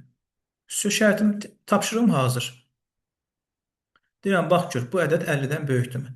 Davam eləmək üçün nə qoyuram? Xatırladım, nöqtəli vergül işarəsi. Deyir, növbəti şey gəlir. Deyir, if true. True nə deməkdir? Deyir, əgər sən dediyin kimidirsə, yəni əgər düzdürsə, neyniyim, nə yazım? Əgər deyirəm düzdürsə, yəni bu 51-dən böyükdürsə bunun balı, demək ki, imtahandan keçib də yazaq ki, keçdi. Nə yazaq? Bu imtahandan keçmək ingiliscə nə gedir? Pass sözü. Yazıram pass. Pass yəni imtahandan keçmək. Uzun cümlə yazmayım deyə də. Və bu yazı olduğuna görə, bayaq demişdim, yazılar nə içərisində yazır uşaqlar? Dırnaq içərisində. Yazını sağdan, soldan dırnaq alıram. Dırnaq içərisində yazıram. Görürsünüz, amma 50 rəqəmini sadı dırnaqda yazmadım. Çünki bu yazı deyil, bu rəqəmdir. Sırf yazını dırnaq aldım. True hazır. Yəni nə deməkdir? Əgər bu adam həqiqətən 51-dən yuxarı bal yığıbsa, qabağına pass sözü düşəcək. Davam eləmək üçün nə qoyuram? Nöqtə vergül. Növbəti söz nədir? Bəs false. False nə deməkdir? Yəni bəs sən dediyin kimi olmasa bəs, yəni 50-dən böyük yığmasa nə yazım qabağına? Deyirəm ki, bu sözü yaz. Dırnaq içərisində ingiliscəsində fail yazım. Fail də bizdə uğursuzluq, kəsilmək kimi bir şey. Ya da qoy bizim dildə yazım, sonra bilərsiniz Azərbaycan dilində nəsə yazma olmasın. Yazılım kəsildi. Yenə nəyin içində yazdım? Təbii ki, dırnaq içərisində. Çünki yazı olduğuna görə dırnaqda mötəzəm bağladım. Burada çox adam nəyə səhv eləyir? Bunu ötürür, deyir ki, bu xana 50-dən böyükdür. Sonra gəlir təzədən burada nəsə yazır. Bu xana kiçikdə 50. Ehtiyac yoxdur. Zaten burada iki cavab var da. Rəqəm 50-dən böyük deyilsə, avtomatik eksi başa düşür ki, 50-dən kiçikdir. Dedim ki, bax gör, bu ədəd 50-dən böyükdürsə bu sözü yaz, deyilsə bu sözü yaz. İndi enterə bassam 70-in qabağına məlum məsələ ki, hansı söz düşəcək? 50-dən böyük olduğuna görə pəs sözü düşəcək. Baxa görə oldu. Enterə bastım, gördüyünüz kimi həqiqətən də pəs sözü, yəni imtahanın keçici sözü düşür. Və salam, təşəkkür edirəm aydın izah üçün. Xahiş edirəm, sonunda əlavə olaraq ad soyada uyğun fin kodu avtomatik yazmağı da izah edərsiniz. Mütləq. Pəs yazdıq. İndi necə eləyək ki? Amma bu dediyi sözü mən dərsin axırında bir dənə xatırladırsınız. Yaxşı, bir də unudaram. İndi görək bu digərlərin qabağına yazacaq. Biz sizə funksiyanı təkrar yazmamaq üçün bunun ən üçüncü hissəsinə gəlirəm. Bura 2 dəfə mişqanı vururam. Tak, avtomatik. Çevirdiniz. 45-in qabağına kəsildi sözü, 34-ün qabağına kəsildi sözü yazıldı. Çünki onlar 51-dən aşağı bal yığıb. Bunu da qəşəng görsənməsi üçün, yəni kəsildilər qırmızı rəngdə olması üçün sütunu seçirəm. Hansı sütundur uşaqlar? Bu B. B hərfinin üstünə vururam. Burada rəngləməklə bağlı bir menyu var. Conditional format. Bura girirəm. Burada birinci bölmədə bunlar yazıdır, düzdürmü? Yazıdır. Kəsildi sözü yazıdır, pəs sözü yazıdır. Yazı olduğuna görə hansı sözü vururam buradan? Text bölməsi. Text bölməsinə vururam. Deyirəm ki, qardaş, bu sözü görsən, kəsildi sözünü görsən. Deyirəm, bu sözü görəndə qırmızı rəngdə elə. Rəngdə buradadır da. Sağdan rəng bölməsini açıram. Burada şablon rənglər var, ehtiyac yoxdur. Ən axırıncıya girirəm. Vəsə. Açılan pəncərə deyirəm ki, həmən color nədir uşaqlar rəng? Deyirəm, rəngi olsun bunun qırmızı. Bold da şey deməkdir. Şrift qalın olsun deməkdir. Ok, ok. Vəsə. Gördüyünüz kimi avtomatik kəsildi sözləri şeylədir. Görək dinamikdirmi? 78 bal yığıb deyə qabağına pəs sözü yazıb. İndi 48 44 bal olmuş olsa 44 yazıram. Enter, gördüyünüz avtomatik şəkildə söz neynədir? Dəyişdi. 70 yığıb 35 yazsam, gördüyünüz qabağı neynədir? Dəyişdi. Yəni özü həm dəyişir, fikir versə dəyişən kimi də rəng də avtomatik gəlir onun üzərinə. Yox, 95 bal yığıb enter, gördüyünüz kimi kəsildi söz yığışdı, yerinə başqa söz düşdü. Bəs şərtdə yazma olurmu ki, qırmızı rəngdə kəsildi, yaşıl rəngdə keçdi? Hə, bu sualın cavabı var. Bəli. Şərtdə ola bilər ki, biz onu eləyə bilərik ki, qırmızı rəng görəndə elə yazılsın. Amma təəssüf ki, funksiyanın içərisində biz onu göstərə bilmirik. Ona görə bunun üçün VBA bilməlisiniz. Yəni kodlaşdırma. Bu da budur. Səhvənin üstünə gəlib sağ düyməni basanda burada şey var, view kodu var. Yəni normalda Excel-də belə bir şey yoxdur. Kod nə deməkdir? Yəni o koda girib özün yaradırsan həmin şeyi ki, rəngə görə reaksiya versin. Qırmızı rəng olanda filan söz yazılsın, bəhmən söz yazılsın. Yəni sözü biz rəngləyə bilirik. Amma rəngə söz yaza bilmirik. Məsələ budur. Excel-in belə bir özəlliyi olmadığına görə biz bunu kod vasitəsilə özümüz hazırlamalıyıq. Bunu da təbii ki, burada izah edə bilmərəm. Çünki uzun, böyük, dəhşət bir bölmədir. Belə, bunlar hazır. If funksiyasına aid bir nəticə verdik. Başqa bir sual olsun. Gəldik iş adamlarına uyğun. Uşaqlar, yazıram bura gross maaş. Əgər əmək haqqı alırsınızsa, bilirsiniz də, gross maaş söhbəti var. Bu nə deməkdir? Yazıram net. Gross maaş vergi tutulmayan maaşdır. Yəni, tutaq ki, sizə şirkət deyir ki, 1000 manat pul verirəm. Əgər rəsmi şəkildə verirlərsə, o 1000 manat sən gəlib əlbət çatanda dövlət oradan vergi tutur da. Yəni 1000 manat deyirlər, amma sən gəlib çatanda vergi tutulandan sonra sənin əlbət çatan pula təmiz pul deyirlər. Buna da net. Net təmiz pul deməkdir. Yəni gross vergi tutulmayan pula deyirlər. Net isə vergi tutulandan sonra sənin əlbət çatan, yəni kartıba təmiz oturan puldur. Tutaq ki, maaşlar var. 2000 manat, 1200 manat, 970 manat, 360 manat, nə bilim 890 manat. Belə-belə nə etdim uşaqlar? Maaşlar yazdım. Sonra özümdən yalandan bir maaş da yazım. Yazım 190 manat. Yox, ehtiyac yoxdur yalan yazma. Sonra 3000 manat, 2360 manat, bunu 2900. Deməli, belə bir maaşlar qeyd elədim. İndi aranızda əgər maaşla bağlı, yəni vergi ilə bağlı məlumatı olmayan varsa, izah edeyim. Uşaqlar, dövlətdə belə bir sistem var. Əgər dövlət qurumunda işləyirsənsə, sənin aldığın maaş 2500 manata qədərdirsə, yəni sən 2500 manata qədər maaş alırsansa, aldığın pulun 14% gedir dövlətin hesabına. Yəni nə qazanırsansa, oradan 14% dövlət vergi hesabından tutur sənin. Yox, əgər sən 2500-dən daha çox qazanırsansa, bunda qabağında şey deyək də, böyük işarəsi, kiçik işarəsi. Yox, dərsən eləməliyim. Kiçikdir, böyükdür. Əgər maaşın 2500 manata qədərdirsə, aldığın pulun 14% dövlət hesabına keçir, vergi tutulur. Yox, maaşın 2500 manatdan çoxdursa, o artıq 25% olur. Amma burada çox incə nüanslar var uşaqlar. Yəni, bunu mən tam sizə açmalıyam. Nə deməkdir bu? Burada 200 manat məsələsi var. Yəni 200 manat sizə güzəşt olunur. Bəli, 2500-dən artıqsa 25% olur. Amma çox adam isə nə bilir? Elə bilir ki, 3000 manat alırsa, 3000-in yəni 3000-in promoy hamısı getdi, 25% gedirdi. Amma elə deyil. Bizdə necə hesablanır? Sistem belə olur. 3000 alırsansa, bunun içərisindən 2500 manata qədər olan hissəsini 14%-lə hesablayırlar. Yerdə nə qədər qalır? 3000-dən 2500 çıx. Yerdə qalan bu digər məbləği isə, yəni 2500 manatdan artıq olan hissəni isə 25%-lə hesablayırlar. Belə deyək də, 3000 alırsansa, bunun 2500 manata qədər hissəsini 14%-lə hesablayıb tapırlar. 2500 manatdan artıq olan hissəsini isə 2500 manatdan artıq nə qədər qalır burada? 500 manatdır. Onu da 25%-lə hesablayıb tapırlar. Ya bu da çox uzun dərə bir şeydir. Yəni mən oturub bunu izah eləsə olsam həqiqətən çox vaxt gedir. Sonra yenə dövlət belə bir şey var ki, 200 manatda səndən şey eləmir. Belə deyək. Pul tutmur. Yəni nə deməkdir 200 manat pul tutmur? Yəni sən əgər 500 manat maaş alırsansa, 500 manat maaş alırsansa, sən 500 manatın vergisini yox, oradan 200 manatı çıxırlar, deyirlər ki, bunun qoy cibə, yəni bundan vergi tutmuruq. 200 manatdan çıxandan sonra yerdə qalan pula vergi tutarıq. 500 alırsansa, demək ki, oradan 200 çıxacaq. Sən 500-ün yox, 300 manatın vergisini ödəyəcəksən. Yəni dövlət 200 manat sənə güzəşdirir. Valla mən vergidə işləmirəm. Çox güman ki, hələ ki Azərbaycan xalqına yaxşı təsir edəcək hələ bir qərar çıxmayıb da. Çox güman ki, ləğv edə bilərlər. O bizə aid deyil. O dediyim kimi bu dövlət qurumudur uşaqlar. Özəl sektorlarda vergi də dəyişir. Orada 8000 manata qədər olur. O artıq ayrı bir şeydir. İndi bizim məqsədimiz if funksiyasını işlətməkdir. Belə deyək də, qısa olaraq deyək. Elə bir başa salmalıyıq ki, əgər bu adamın maaşı 2500 manatdan çoxdursa 25% olaraq hesabla vergini. Bura net yox, yazıq vergi. Hə, 2500 manatdan çoxdursa 25%-ni hesabla, 2500-dən azsa 14%-ni hesabla. Bax gördünüzsə burada şey işlədirəm. Azdırsa, çoxdursa, sahə şəkilçisi var da. Sahə Azərbaycan dilini bilənlər bilir ki, sahə şərt şəkilçisidir. Yəni şərt var burada. Şərt varsa bərabərdir. Təbii ki, nə olacaq? If funksiyası. If yazıram, üstünə 2 dəfə vururam. Logical testi sənin tapşırığın şərti nə idi? Ötürürəm. Deyirəm ki, qardaş, bax gör. Buradakı ədəd bu xana böyükdürmü? 2500-dən.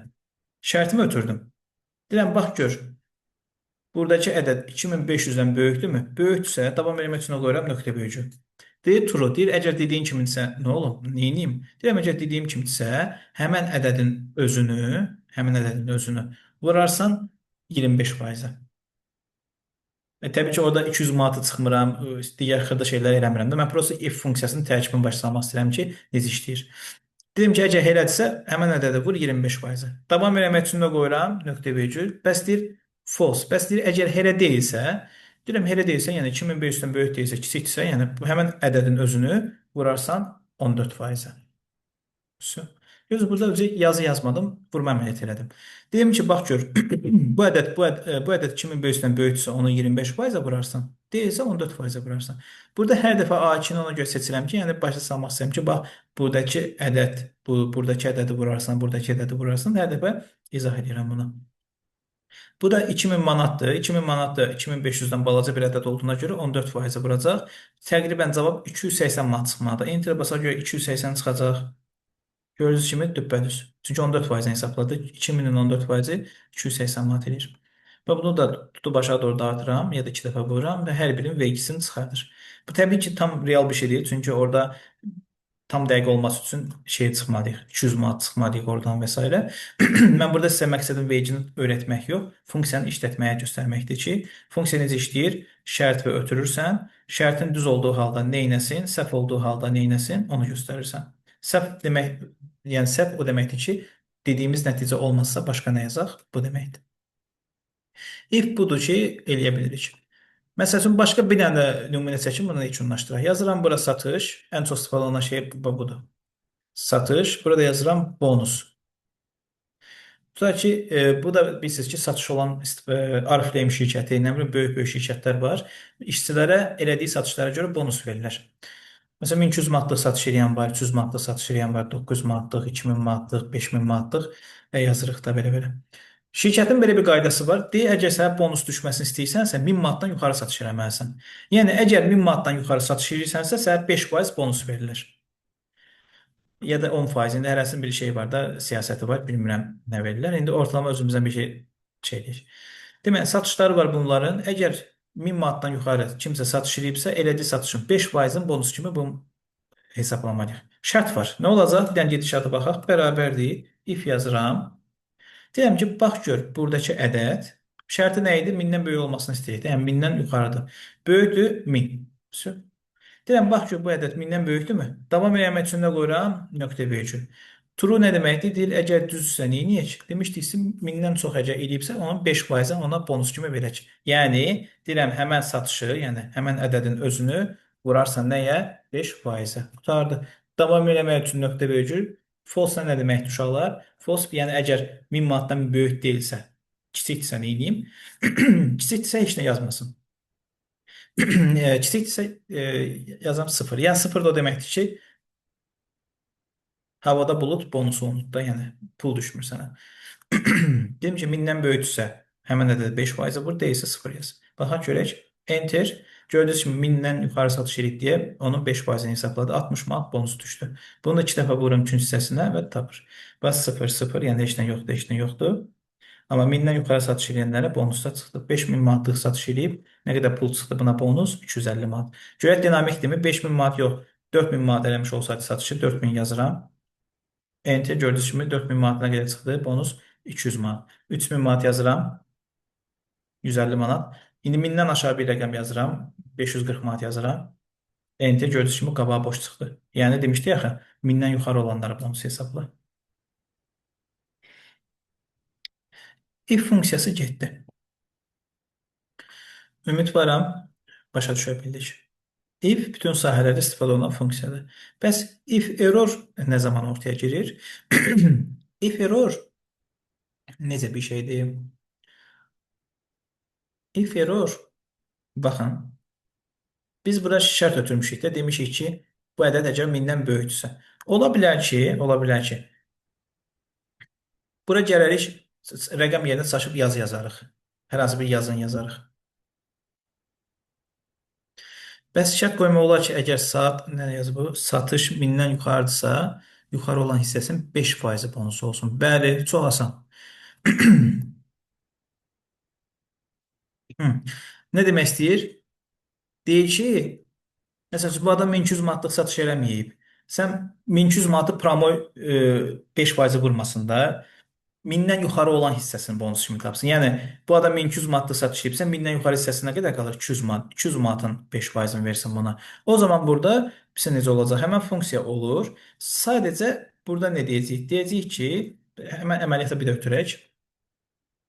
Biz nə demək istəyir? Məsələn, 1200 manatlıq satış edibsə, oradan 1000 manatı çıxsın. Yəni 1000 manata qədər bonus düşmür da. Yerdə qalan məbləğ, 1000 manat çıxanda yerdə qalan nə qalır? 200 manat. 200 manatını götürsün, ona bonus hesablasın.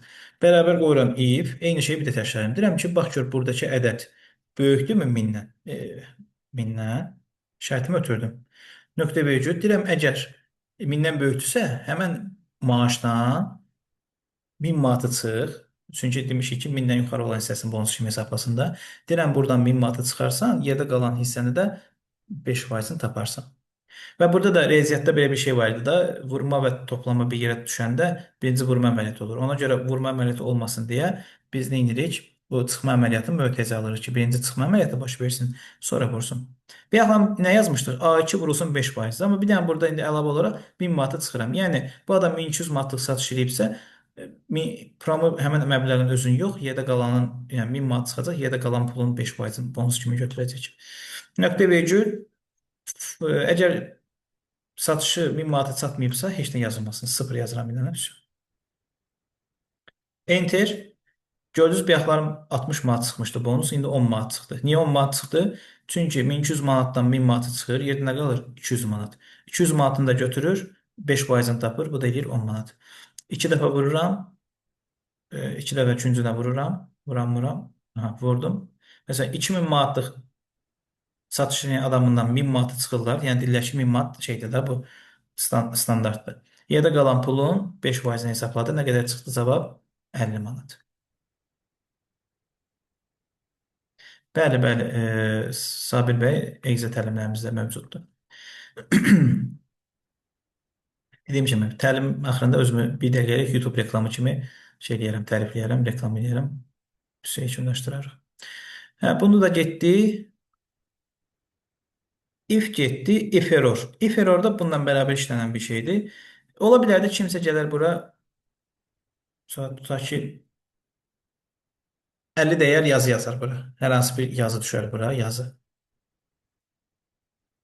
Və gördüyünüz kimi yazı yazılan kimi avtomatik xəta verir. Çünki biz rəqəmlərlə bağlı bir əməliyyat eləyirik də. Ora nəsə düşəndə, aidiyyəti olmayan bir şey düşəndə xəta verir. Xəta varsa, sadəcə bu funksiyamız var. Bu funksiyanın qabağına bərabər işarəsindən sonra bu funksiyanı yazırıq. If error funksiyası. Bərabərdən sonra olan hissəyə if error yazırıq. If error nə deməkdir? Yəni, if əgər deməkdir, error da xəta deməkdir. Deyirəm ki, əgər xəta olarsa, bu funksiyanı yazdım. Funksiyanı ən əvvələ yazıram, bir də bitən yerə gəlirəm. Birisi nətədir bu gedişat? İlk öncə funksiyanı yazırsan. Yəni, if-i yazdın, işlədin, qurtardın, hər şey əla. Yəni, bir baxıram, if yazmışıq, qalıb. Yazdım, işlədim, bitirdim, enter bastım, cavab çıxır, əla. Bu funksiya bitəndən sonra gəlirəm bunun əvvəlinə, bitəndən sonra baş verən bir şeydir. Bərabərdən sonra if error funksiyasını yazıram. Yazdım. Bir də funksiyanın bitdiyi yerə gəlirəm, hansı ki, mötərizədən sonra olan hissəyə gəlirəm. Bir dənə nöqtə bölgü qoyuram. Deyirəm ki, əgər yəni xəta baş versə, bu sözü yaz. Burada da xəta nə vaxt baş verə bilər? Rəqəmin yerinə yazı yazılanda baş verə bilər də. Ona görə deyirəm ki, kimsə birdən çaşıb yazı yazar bura. Ona görə burada dırnaq içərisində yazıram ki, düzgün məlumat daxil edin. Düzgün məlumat daxil edin. Ya da belə deyək də, özümüzdən nəsə bir yazaq. Məlumat düzgün deyil. Yəni, adam başa düşsün ki, oraya yazı yazmaq olmaz da. Enter'ı bastım. Funksiya yenə öz axarında işləyir. Əla. Gəlib bura kimsə nəsə yazı yazanda yazıram bura dadaş. Enter gördüyünüz kimi yazdı, məlumat düzgün deyil. Hətta biləcəm ki, bura yazı yox, rəqəm yazmaq lazımdır. Rəqəmi yazdıqdan sonra da öz avtomatik işləyəcək. Demək, if error nə zaman ortaya çıxır? Funksiyanı yazıb bitirirsən. Bunun əvvəlinə gəlib yazırsan, bir də sonda da dırnaq içərisində xətanın yerinə nə yazılmalıdır, onu nə edirik? Daxil edirik. Növbəti. İki funksiyada keçdik. If error xətalar olduğu zaman ortaya çıxan bir şeydir. Bunları da bir dənə xəttiyə keçsin.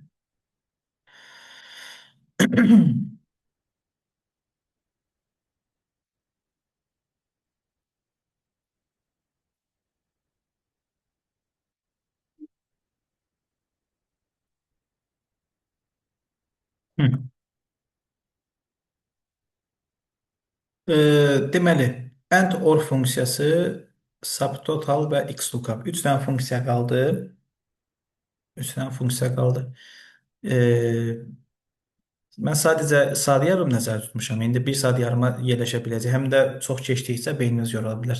Ona görə bunların içərisində ən önəmlisini keçirəm. Bununla da yekunlaşdırırıq. xlookup. Görəm azalmada baş verir. 50 nəfər idi, düşdü 39-a. Həm də beyninizi çox doldurmaq istəmirəm. İndi ən önəmini izah edirəm. Bu AND OR funksiyasına subtotalda öz səsimlə, öz izahımla çəkdiyim videolar var. Onları sizə ataram, baxa bilərsiniz. Xlookup uşaqlar 2021-ci ildə meydana gələn ən sensasiya yaradan bir funksiyadır. Yəni bu dəhşətizm bir şeydir. Xlookup bizi nədir? Funksiyaları özündə birləşdirib. Bir şey VLOOKUP eşitmiş olasınız. VLOOKUP-la HLOOKUP-ı özündə birləşdirən bir şeydir. Yəni axtarış funksiyasıdır. Axtarış funksiyası nədir? Banka falan gedəndə ya da ki, Savitona gedirsiniz, tutaq ki, kontaktoma gedirsiniz, deyirsiniz ki, kredit ödəmək istəyirəm. Bunlar sənin ya cip telefon nömrəni deyirlər, bir dənə deyirlər, zəhmət olmasın nömrəmizi deyin. Nömrəmizi yazırlar, avtomatik məlumatlarınız çıxır. Ya da ki, adınızı, soyadınızı yazırlar, avtomatik yenə sizin nə qədər borcunuz var, nə qədər ödəniş eləməlisiniz, hamısını inir orada, əks olunur. Onu necə eləyirlər, onu mən sizə göstərmək istəyirəm. Prosta elə belə, yəni tez şey eləyək özümüzdə. Ya da şəxsiyyət vəsiqəsi. Yazıram bura şəxsiyyət vəsiqəsi. Sonra yazıram bura ad, soyad. Yazıram kredit. Yəni aylıq krediti biz. Hansı məhsul götürüb. Bir də hansı şeydən götürüb. Mən indi kontaktlama sistemi göstərmək istəyirəm. Hansı məhsulu götürüb və hansı filialdan götürüb. Belə bir bunun kimi və bunun biraz uzun variant bir cədvəllər olur. Müştərilərin şəxsiyyət vəsiqələri olur orada. Məsələn, AA özümdən 2-3 dənə şəxsiyyət vəsiqəsi yazım. Hı. Çox yazmıram, vaxt getməsin. Hı. Tutaq ki, bu şəxsiyyət vəsiqəsinin sahibinin adı Dadaş Məmmədov. Özümü yazım. Sonra digər şəxsiyyətin sahibinin adı, nə bilim, xanım İsmailzadədir. Növbəti şəxsiyyətin sahibi də Fərman Davudovdur. Hə, mən götürmüşəm, həqiqətən də olan real bir şey yazım. 140 manat ayda kredit ödəyirəm. Elə bir hədiyyə almışdım. Hə, bu nə bilim, tutaq ki, 500 manat kredit ödəyir. Bu da ödəyir 900 manat. Məhsul. Məhsul mən tutaq ki, götürmüşəm kondisioner. Götürüb Samsung S23 modeli. Fərman da götürüb iPhone 15. iPhone 7. Tutaq ki, mən hansı filialdan götürmüşəm? Mən tutaq ki, Kontaktomun Sahil filialından götürmüşəm. Biri Əhmədli filialından götürüb. O biri də Nizami filialından. Belə indi düşünün ki, minlərlə bax belə məlumatdır. Eybi ki, bu məlumatın 1000 dənə olan variantını düşünün. İndi gəlirlər, deyirəm ki, kredit ödəmək istəyirəm. Deyirlər ki, zəhmət olmasa ya adı soyadı soruşurlar, ya nə bilim şəxsiyyət vəsiqəsi, ya telefon nömrəsi. İndi mən burada şəxsiyyət vəsiqəsini götürdüm də. Hə. Gəlirlər bir dənə indi yerlər olur da, yazırlar bura kimisə şəxsiyyət vəsiqəsi nömrəsini. Bu ən çox banklarda olur, şəxsiyyət vəsiqəsi yazmaq. Enter'ə basırlar. Enter'ə basan kimi avtomatik bu adamın adı nədir, nə götürüb, nə qədər pul verir, hardan götürüb, kimə borcu var, nə bilim qohum nömrəsi, indi olan cədvəlin uyğun olaraq bütün məlumatlar detallı şəkildə çıxır. Gördüyünüz kimi burada artıq toplamaqdır, zamandır, saymaqdır, belə bir şeylər yoxdur da. Burada artıq söhbət axtarışdan gedir. Axtarmaq da ingilis dilində bu gedir. Look up funksiyası. Look up. Look up bir şey axtarmaqdır. Hə, lookup axtarmaqdır. Bunların içərisində də ən çox istifadə olunan funksiyalardan biri VLOOKUP funksiyasıdır. Bir də XLOOKUP-dır. İndi V-ni keçirəm, X də onun eybi ki, oxşar. VLOOKUP nədir? Məsələn, bura şəxsiyyət vəsiqəsini yazırlar. Məsələn, yuxarıda kim var? AA 786 72 22. AA 786 neydi davamı? 72 22. Hə, vəsiqəni yazırlar. Vəsiqəni yazan kimi avtomatik qabağında bütün detallar nə edir? Əks olunur. Onu necə tapırlar? Vəsiqənin nömrəsini yazırlar və burada da funksiya olur. Bərabərdir. Axtarış funksiyasının adı budur. VLOOKUP funksiyası. VLOOKUP. Deyir lookup value. Deyir nəyə axtarsan qardaş? Deyirəm ki, lookup value nəyə axtarsın? Deyirəm ki, bax bu şəxsiyyət vəsiqəsinin yiyəsini axtarım. Deyirəm, hansı şəxsiyyət vəsiqəsi hansı xanaya yazılıb? A13 xanası. Deyirəm ki, bax bunun yiyəsini axtaram, seçdim. Davam eləmək üçün də qoyuram nöqtəli vergül. Deyir table. Deyir table cədvəldir. Deyir bu hansı cədvəldədir? Bu məlumatlar hansı cədvəldə qeyd olunub? Yuxarıda qalxıram, cədvəli seçirəm. Deyirəm ki, bax cədvəlim budur. Davam eləmək üçün nöqtə vergül qoyuram. Call nə deməkdir? Deyir qardaşım, bu şəxsiyyət vəsiqəsini yazanda hansı məlumatı çıxsın? Yəni bu şəxsiyyət vəsiqəsinin nəyin axtarmaq istəyirsən? Yəni yazanda bu adamın adımı çıxsın, götürdüyü kreditmi çıxsın, nə məhsul götürüb, hansı filialdan götürüb, nə axtarım? Əgər mən şəxsiyyət vəsiqəsinin sahibini axtaramsa, yəni adını, soyadını axtaramsa, neçənci yerə düşür bu sıralamaya gələndə? Birinci yerdə şəxsiyyət vəsiqəsi yerləşir, ad soyad neçənci yerdə yerləşir? İkinci yerdə. Ona görə biz 2 yazırıq. Yəni ikinci sütunda yerləşən məlumatı mənə göstər deməkdir. Nöqtə vergül qoyuram. Son hissəyə də həmişə 0 qoyuram. 0 dəqiq nəticə deməkdir. Yəni bizə tam dəqiq olaraq həmən vəsiqənin sahibini göstərəcək. Enter basıram. Gördüyünüz kimi kim çıxdı həmən sahibi? Dadaş Məmmədov. İndi bunu yazım 433 55 33. AA 433 55 33. Enter gördüyünüz kimi avtomatik şəkildə həmən şəxsin adı çıxdı. İndi eyni qayda mən istəsəm həm adı olsun, həm bunun götürdüyü kredit, filan şey, bəhmən şey. Bunlar oturub bir təbii ki yazmayacaq. Ona görə başdan bir dəfə göstərim. Bərabər qoyuram. VLOOKUP yazıram. Deyirəm ki, bax bu vəsiqənin sahibini axtarıram. Nöqtə vergül. Table nə deməkdir? Hansı cədvəldədir? Mən məlumatlar deyirəm, bax bu cədvəldədir. Nöqtə vergül. Hə, call hissəsinə hər dəfə mən 2, sonra funksiyanı təzədən yazmaq yerinə mötərizə açıram. Mötərizənin içərisinə dalğalı mötərizə açıram. Burada neçə məlumat var? 2, 3, 4, 5. Birinci yerdə vəsiqədir, ikinci yerdə nədir? Ad soyad, üçüncü yerdə kredit, dördüncü yerdə məhsul, beşinci yerdə filial. Ona görə mötərizənin içərisinə 2, 3, 4 və 5 bunları yazıram. Vergül ona görə qoyuram ki, bunlar bitişməsin də. Mötərizəni bağladım.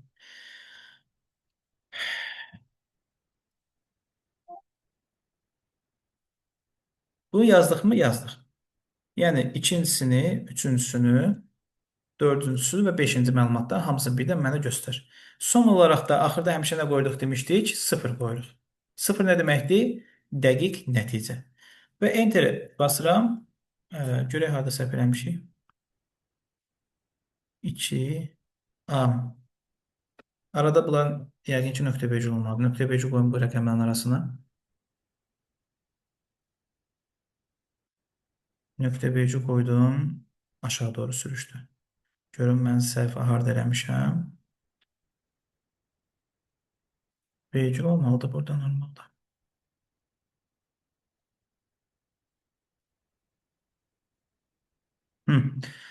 Düzdür. Yazıram funksiyanı. Yazandan sonra biz bunu tuturuq, sağa doğru dartırıq ki, soldan sağa görsənsin və çıxdı. Fərman adında şəxsdir, 900 manat krediti var. iPhone 17 götürüb, hansı filiala götürüb? Nizami filialında. İndi gəlin başqa adamı yazım.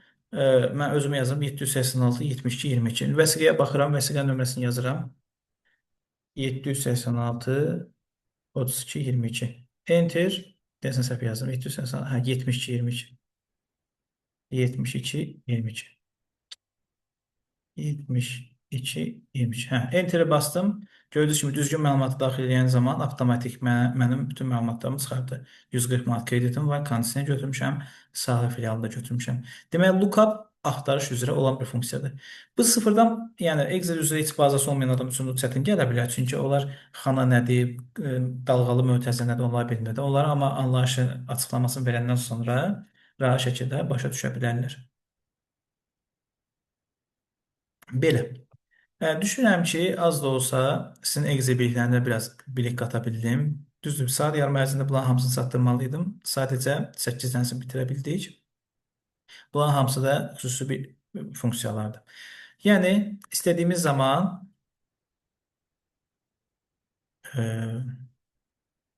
xoşdur. Deməli, bu funksiyaların içərisindən seçmələri mən sizə öyrətdim ki, istədiyimiz bir şeyi həm toplamaq, həm sayını tapmaq, həm ortalamasını tapmaq, bu şəkildə əməliyyatlar edə bilərik. Fin kodu indi xanım, bir dənə o sualı təkrar verin, mən unutdum. Bəli, fin kod da önəmli bir şeydir, onu da izah edeyim mən sizə.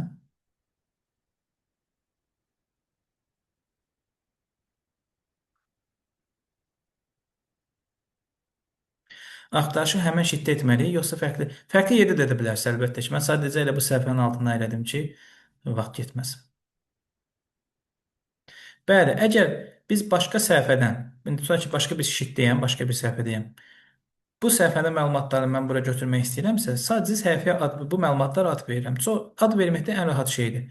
Seçirəm bu hissəni, ərazini. Və yuxarıda görürsünüz, seçdiyim hissədə xananın adını yazıb. Deyir ki, bu xananın adı A1 xanasıdır. Bunu silirəm, yazıram ki, məsələn, kontaktom. Enter.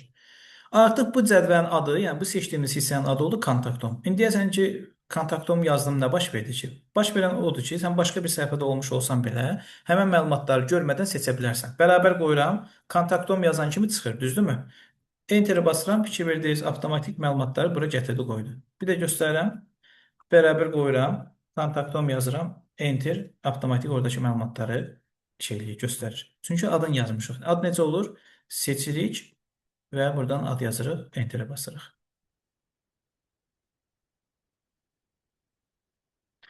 e, ad soyada uyğun fin kodu avtomatik yazma izah edə bilərsinizmi? Marifə xanım, yəni tam olaraq fin kod deyəndə nəyə nəzərdə tutursunuz? Tutaq ki, mənim adım Dadaşdır. Dadaş yazım nəsə çıxsın, onu demək istəyirsiniz?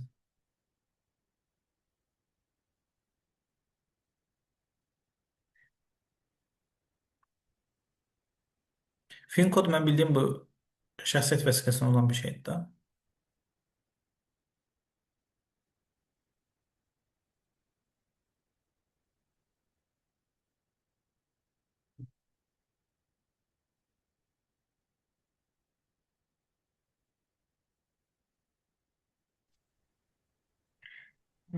Salam, axşamınız Salam. xeyir olsun. Hər vaxtın xeyir. Bilirsiniz, mən nəyi nəzərdə tuturam FinCode deyəndə, bu şəxsiyyət vəsiqəsində olan fərdi identifikasiya nömrəsi deyirik də. Məsələn, cədvəldə var bir qrup işçilərin adı, soyadları var. Lap şəxsiyyət vəsiqəsi seriya nömrəsi də var. Ancaq FinCode-ları bu internet vasitəsilə necə eləmək olar ki, onu yazaq avtomatik yüklənsin hər bir xananın qabağına özünə uyğun. Bir də onu əldən bir-bir daxil etməyək. Hə, bu adamın şəxsiyyət vəsiqəsində olan fin kodu əlavə eləmək deyirsiniz. Bəli, bəli. Hə, onu Excel öz başına başa düşə bilməz əlbəttə ki. Yəni onu da Google-dan tapıb əlavə edə bilərsiniz. Amma indi mən bilmirəm də Google-dan mən nə yazmalıyam ki, insanların şəxsiyyət vəsiqəsi gəlsin. Yəni həmin saytın adını bilirsinizsə, o məlumatları qoyursunuz bura. Yəni burada məsələ nədir? Həmin saytın hansı sayt olduğunu bilmirəm ki, yəni elə bir sayt ümumiyyətlə varmı ki, orada bütün Azərbaycan əhalisinin fin kodu olsun. Əgər elə bir şey varsa, onu XLOOKUP-dan edirlər. İzah edeyim. Tutaq ki, Google-dan tapdığınız saytı, dediyim kimi mən saytı bilmirəm hansı saytdır. Məsəl üçün tutanı tapmısınız, endirmisiniz. Burada da fin kodlar var. Məsəl üçün 6, mən məsələn öz fin kodumu yazıram. ANSC4A. Hə, bunu yazan kimi avtomatik qabağında mənim adım, soyadım çıxır da. Bunu artıq XLOOKUP-dan eləməlisiniz. İndi gərək burada bir məlumat çox olsun ki, mən sizə o nömrəni göstərə bilim. Bu da çox rahat bir şeydir. Bərabərdir, XLOOKUP qoyuram. Deyirəm ki, bu məlumatın mənə ümumiyyətlə məlumat yoxdur deyə bunu göstərə bilməyəcəm. Yəni bir sözlə funksiya olaraq asandır. Yəni hansı vəsiqəni yazacaq, həmin şəxsin sahibi çıxacaq. Amma burada bir dənə dediyim kimi məsələ nədir? Həmin saytın olub olmadığı və varsa da saytın adı nədir? Çünki bu dediyiniz şey Excel-ə sayt olaraq aidiyyəti yoxdur da. Ancaq məlumatlar burada olsa, mən sizə XLOOKUP-dan vəsiqələrin sahiblərinin adını göstərə bilərəm. Amma əlimizdə hal-hazırda fin kod yoxdur. Hə, çox sağ olun. Aydındır mənim. Sadəcə mən də bilmirdim Excel-də belə bir funksiyanın olub olmamağını.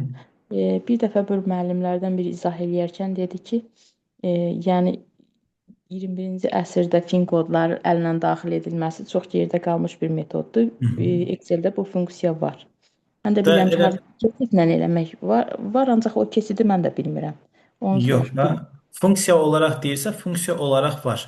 Amma Excel, məsəl üçün, öz başına tapa bilməsə bu şey deyil ki, münəccim deyil ki, bu mən Dadaş Məmmədov yazım, o desin ki, Dadaş Məmmədov 29 yaşı var, ondan sonra bunun fin kodu budur. Excel bizi nəyə əsasən hərəkət edir? Bizim əlimizdə cədvəl olur, məlumat olur. O məlumatın içərisindən tapır bizə göstərir. Amma əlimizdə heç nə yoxdursa, yəni siz düşünsəniz ki, bomboş bir Excel-ə girmisiniz, bura mən gəlib marifə yazım, avtomatik mənə Excel desin ki, marifə evlidir, uşağı var, həm subaydır, fin kodu budur. Excel elə bir şeyi tapa bilmir. Amma əlimdə mənim cədvəlim olmuş olsa, cədvəlin içərisində sizin məlumatlarınız olmuş olsa, orada rahat deyil. Marifə yazaram, cədvəldən tapıb gətirər ki, marifə budur, budur. Amma boş bir Excel-də heç bir şey yoxdursa, heç bir şey tapamaz. Amma elə bir sayt varsa, mən özüm də həmən müəllimdən xahiş edirəm ki, bu desin tapaq. Məsələn, saytlar var. Mən sizə 2 dənə maraqlı sayt göstəreyim. Məsəl üçün QR kod bilirsiniz heç? QR kod. Məsəl üçün Excel-də QR kod əlavə eləmək olur. Bu da çox rahatdır. Baxın. Home menüsündə burada add-ins var. Hamıda var bu çox güman ki. Ya sizdə home-da olacaq, ya insert-da olacaq. Add-insə vurursunuz, çox maraqlı bir şeydir. Bunu vurandan sonra pəncərə açır. Bildiyimiz Lordi dediksə Play Market-dir da. Bunun içərisində QR kod var, görürsünüz. Həmən bu QR kodu əlavə edirəm. Ya da ki, yoxdursa yazıb axtara bilərsiniz mor bölməsindən QR kod yazısı çıxır. Vururam bunun üzərinə, püsü. və istədiyimiz şeyin QR kodunu yaradıram. Baxın, gəlirəm, burada bölmələr var. Telefon nömrəmin QR kodunu yaratmaq istəyirəm. Telefon nömrəni seçirəm, teli seçirəm. Bu nömrəmi yazıram bunun içərisinə. Plus 994 50 509 59 94. Всё. Nömrəmi yazdım, artıq QR kodum hazırdır. Oku basıram. İndi bilmirəm nə ilə qoşulmusunuz. İndi adi telefonun bir dənə kamerasını açın. Əgər kimsə yanınızda kimsə varsa, adi bir dənə telefonun kamerasını açın, tutun Excel-ə, avtomatik mənim nömrəm sizin telefonunuza çıxmış olacaq. QR kodunu yaratmış oldum. Yəni, məsələn, belə bir şey var. Var. Məsələn, QR kodu eləyə bilirik. Sonra süni intellektdən adı keçirik. Məsələn, mənə deyə bilərsiniz ki, mənə deyirlər ki, filan şəkili tap, amma mən elə bir sayt istəyirəm ki, axtardığım şəkillərin hamısı keyfiyyətli şəkillər olsun da, hamısı 4K keyfiyyətində, 1080 keyfiyyətində. Bəli, elə bir sayt var. Google-a girirsiniz, bu saytda, yadda saxlayın, maraqlı bir şeydir. Saytın adı budur, Pixel. 5 hərfdir, P-E-X-L, Pixel yazırsınız. Həmən bu saytda, məsələn, olan bütün şəkillər hamısı şeydir. 4K 1080 keyfiyyətdə olan şəkillərdir. Nə istəyirsiniz, ingilisində yazırsınız. Avtomatik onun 4K və 1080 keyfiyyətində olan şəkilləri çıxardır. Google-da belə özəllik yoxdur. Belə bir şeylər var, amma şəxsiyyət vəsiqəsini bütün məlumatları özünü saxlayan sayt varmı, yoxmu? Artıq onunla bağlı məlumatım yoxdur. Belə dostlar. Təşəkkür edirəm. Mən təşəkkür edirəm. Dəyərli vaxtınızı ayırdığınız üçün ilk öncə sizə təşəkkür edirəm. Öz təlimim haqqında, yəni soruşanlar oldu deyə qısa bir məlumat verim. Bizim ünvanımız Nizami metrosunun yanında yerləşir. Speed Academy adında bir tədris mərkəzidir. Yəni, 1 aylıq Excel təlimimiz var. Yəni, 1 ay ərzində Excel sıfırdan öyrənirsiniz. Bir də 2 aylıq təlim var. 2 aya da 6 dənə proqram öyrənirsiniz. PowerPoint-dur, Word-dur, Outlook-dur. Məsələn, PowerPoint deyəndə çox adam bəlkə də şey bilir, PowerPoint-u. Zəif bir proqram bilir. Burada görüm nümunə varmı hazırladığım şeylərdən? Yəni, PowerPoint-da maraqlı slaytlar, hep ki, öz kompüterim deyil bu. Bu şəkildə maraqlı proqramları hamısını keçə bilərsiniz. Nömrəm də qrupda var. Sona 905994-dür. Nə sualınız olsa yaza bilərsiniz. Əgər Office proqramları da sizə köhnədirsə, mən sizə proqramistin nömrəsini atacağam. Bütün Office proqramlarını ona ingilis dilində olaraq yüklədə bilərsiniz. Yəni, hamısı ingilis dilində olsun ki, proqramlar daha çox ingilis dilində keçilir. Belə, çalışdığım qədər sizə Excel-dən bağlı biraz məlumat verməyə çalışdım. Ən çox istifadə olunan funksiyaları sizdən bölüşdüm. Ümidvaram ki, karyeranıza və ya müəyyən bir töhfəm oldu. İşlərinizdə uğurlar arzu edirəm. Qoşulduğunuza görə, vaxtınızı ayırdığınıza görə təşəkkür edirəm. Növbəti layihələrdə görüşmək ümidi ilə sağ olun, salamat qalın. Mən də sizə təşəkkür edirəm. Çox sağ olun. Siz sağ olun.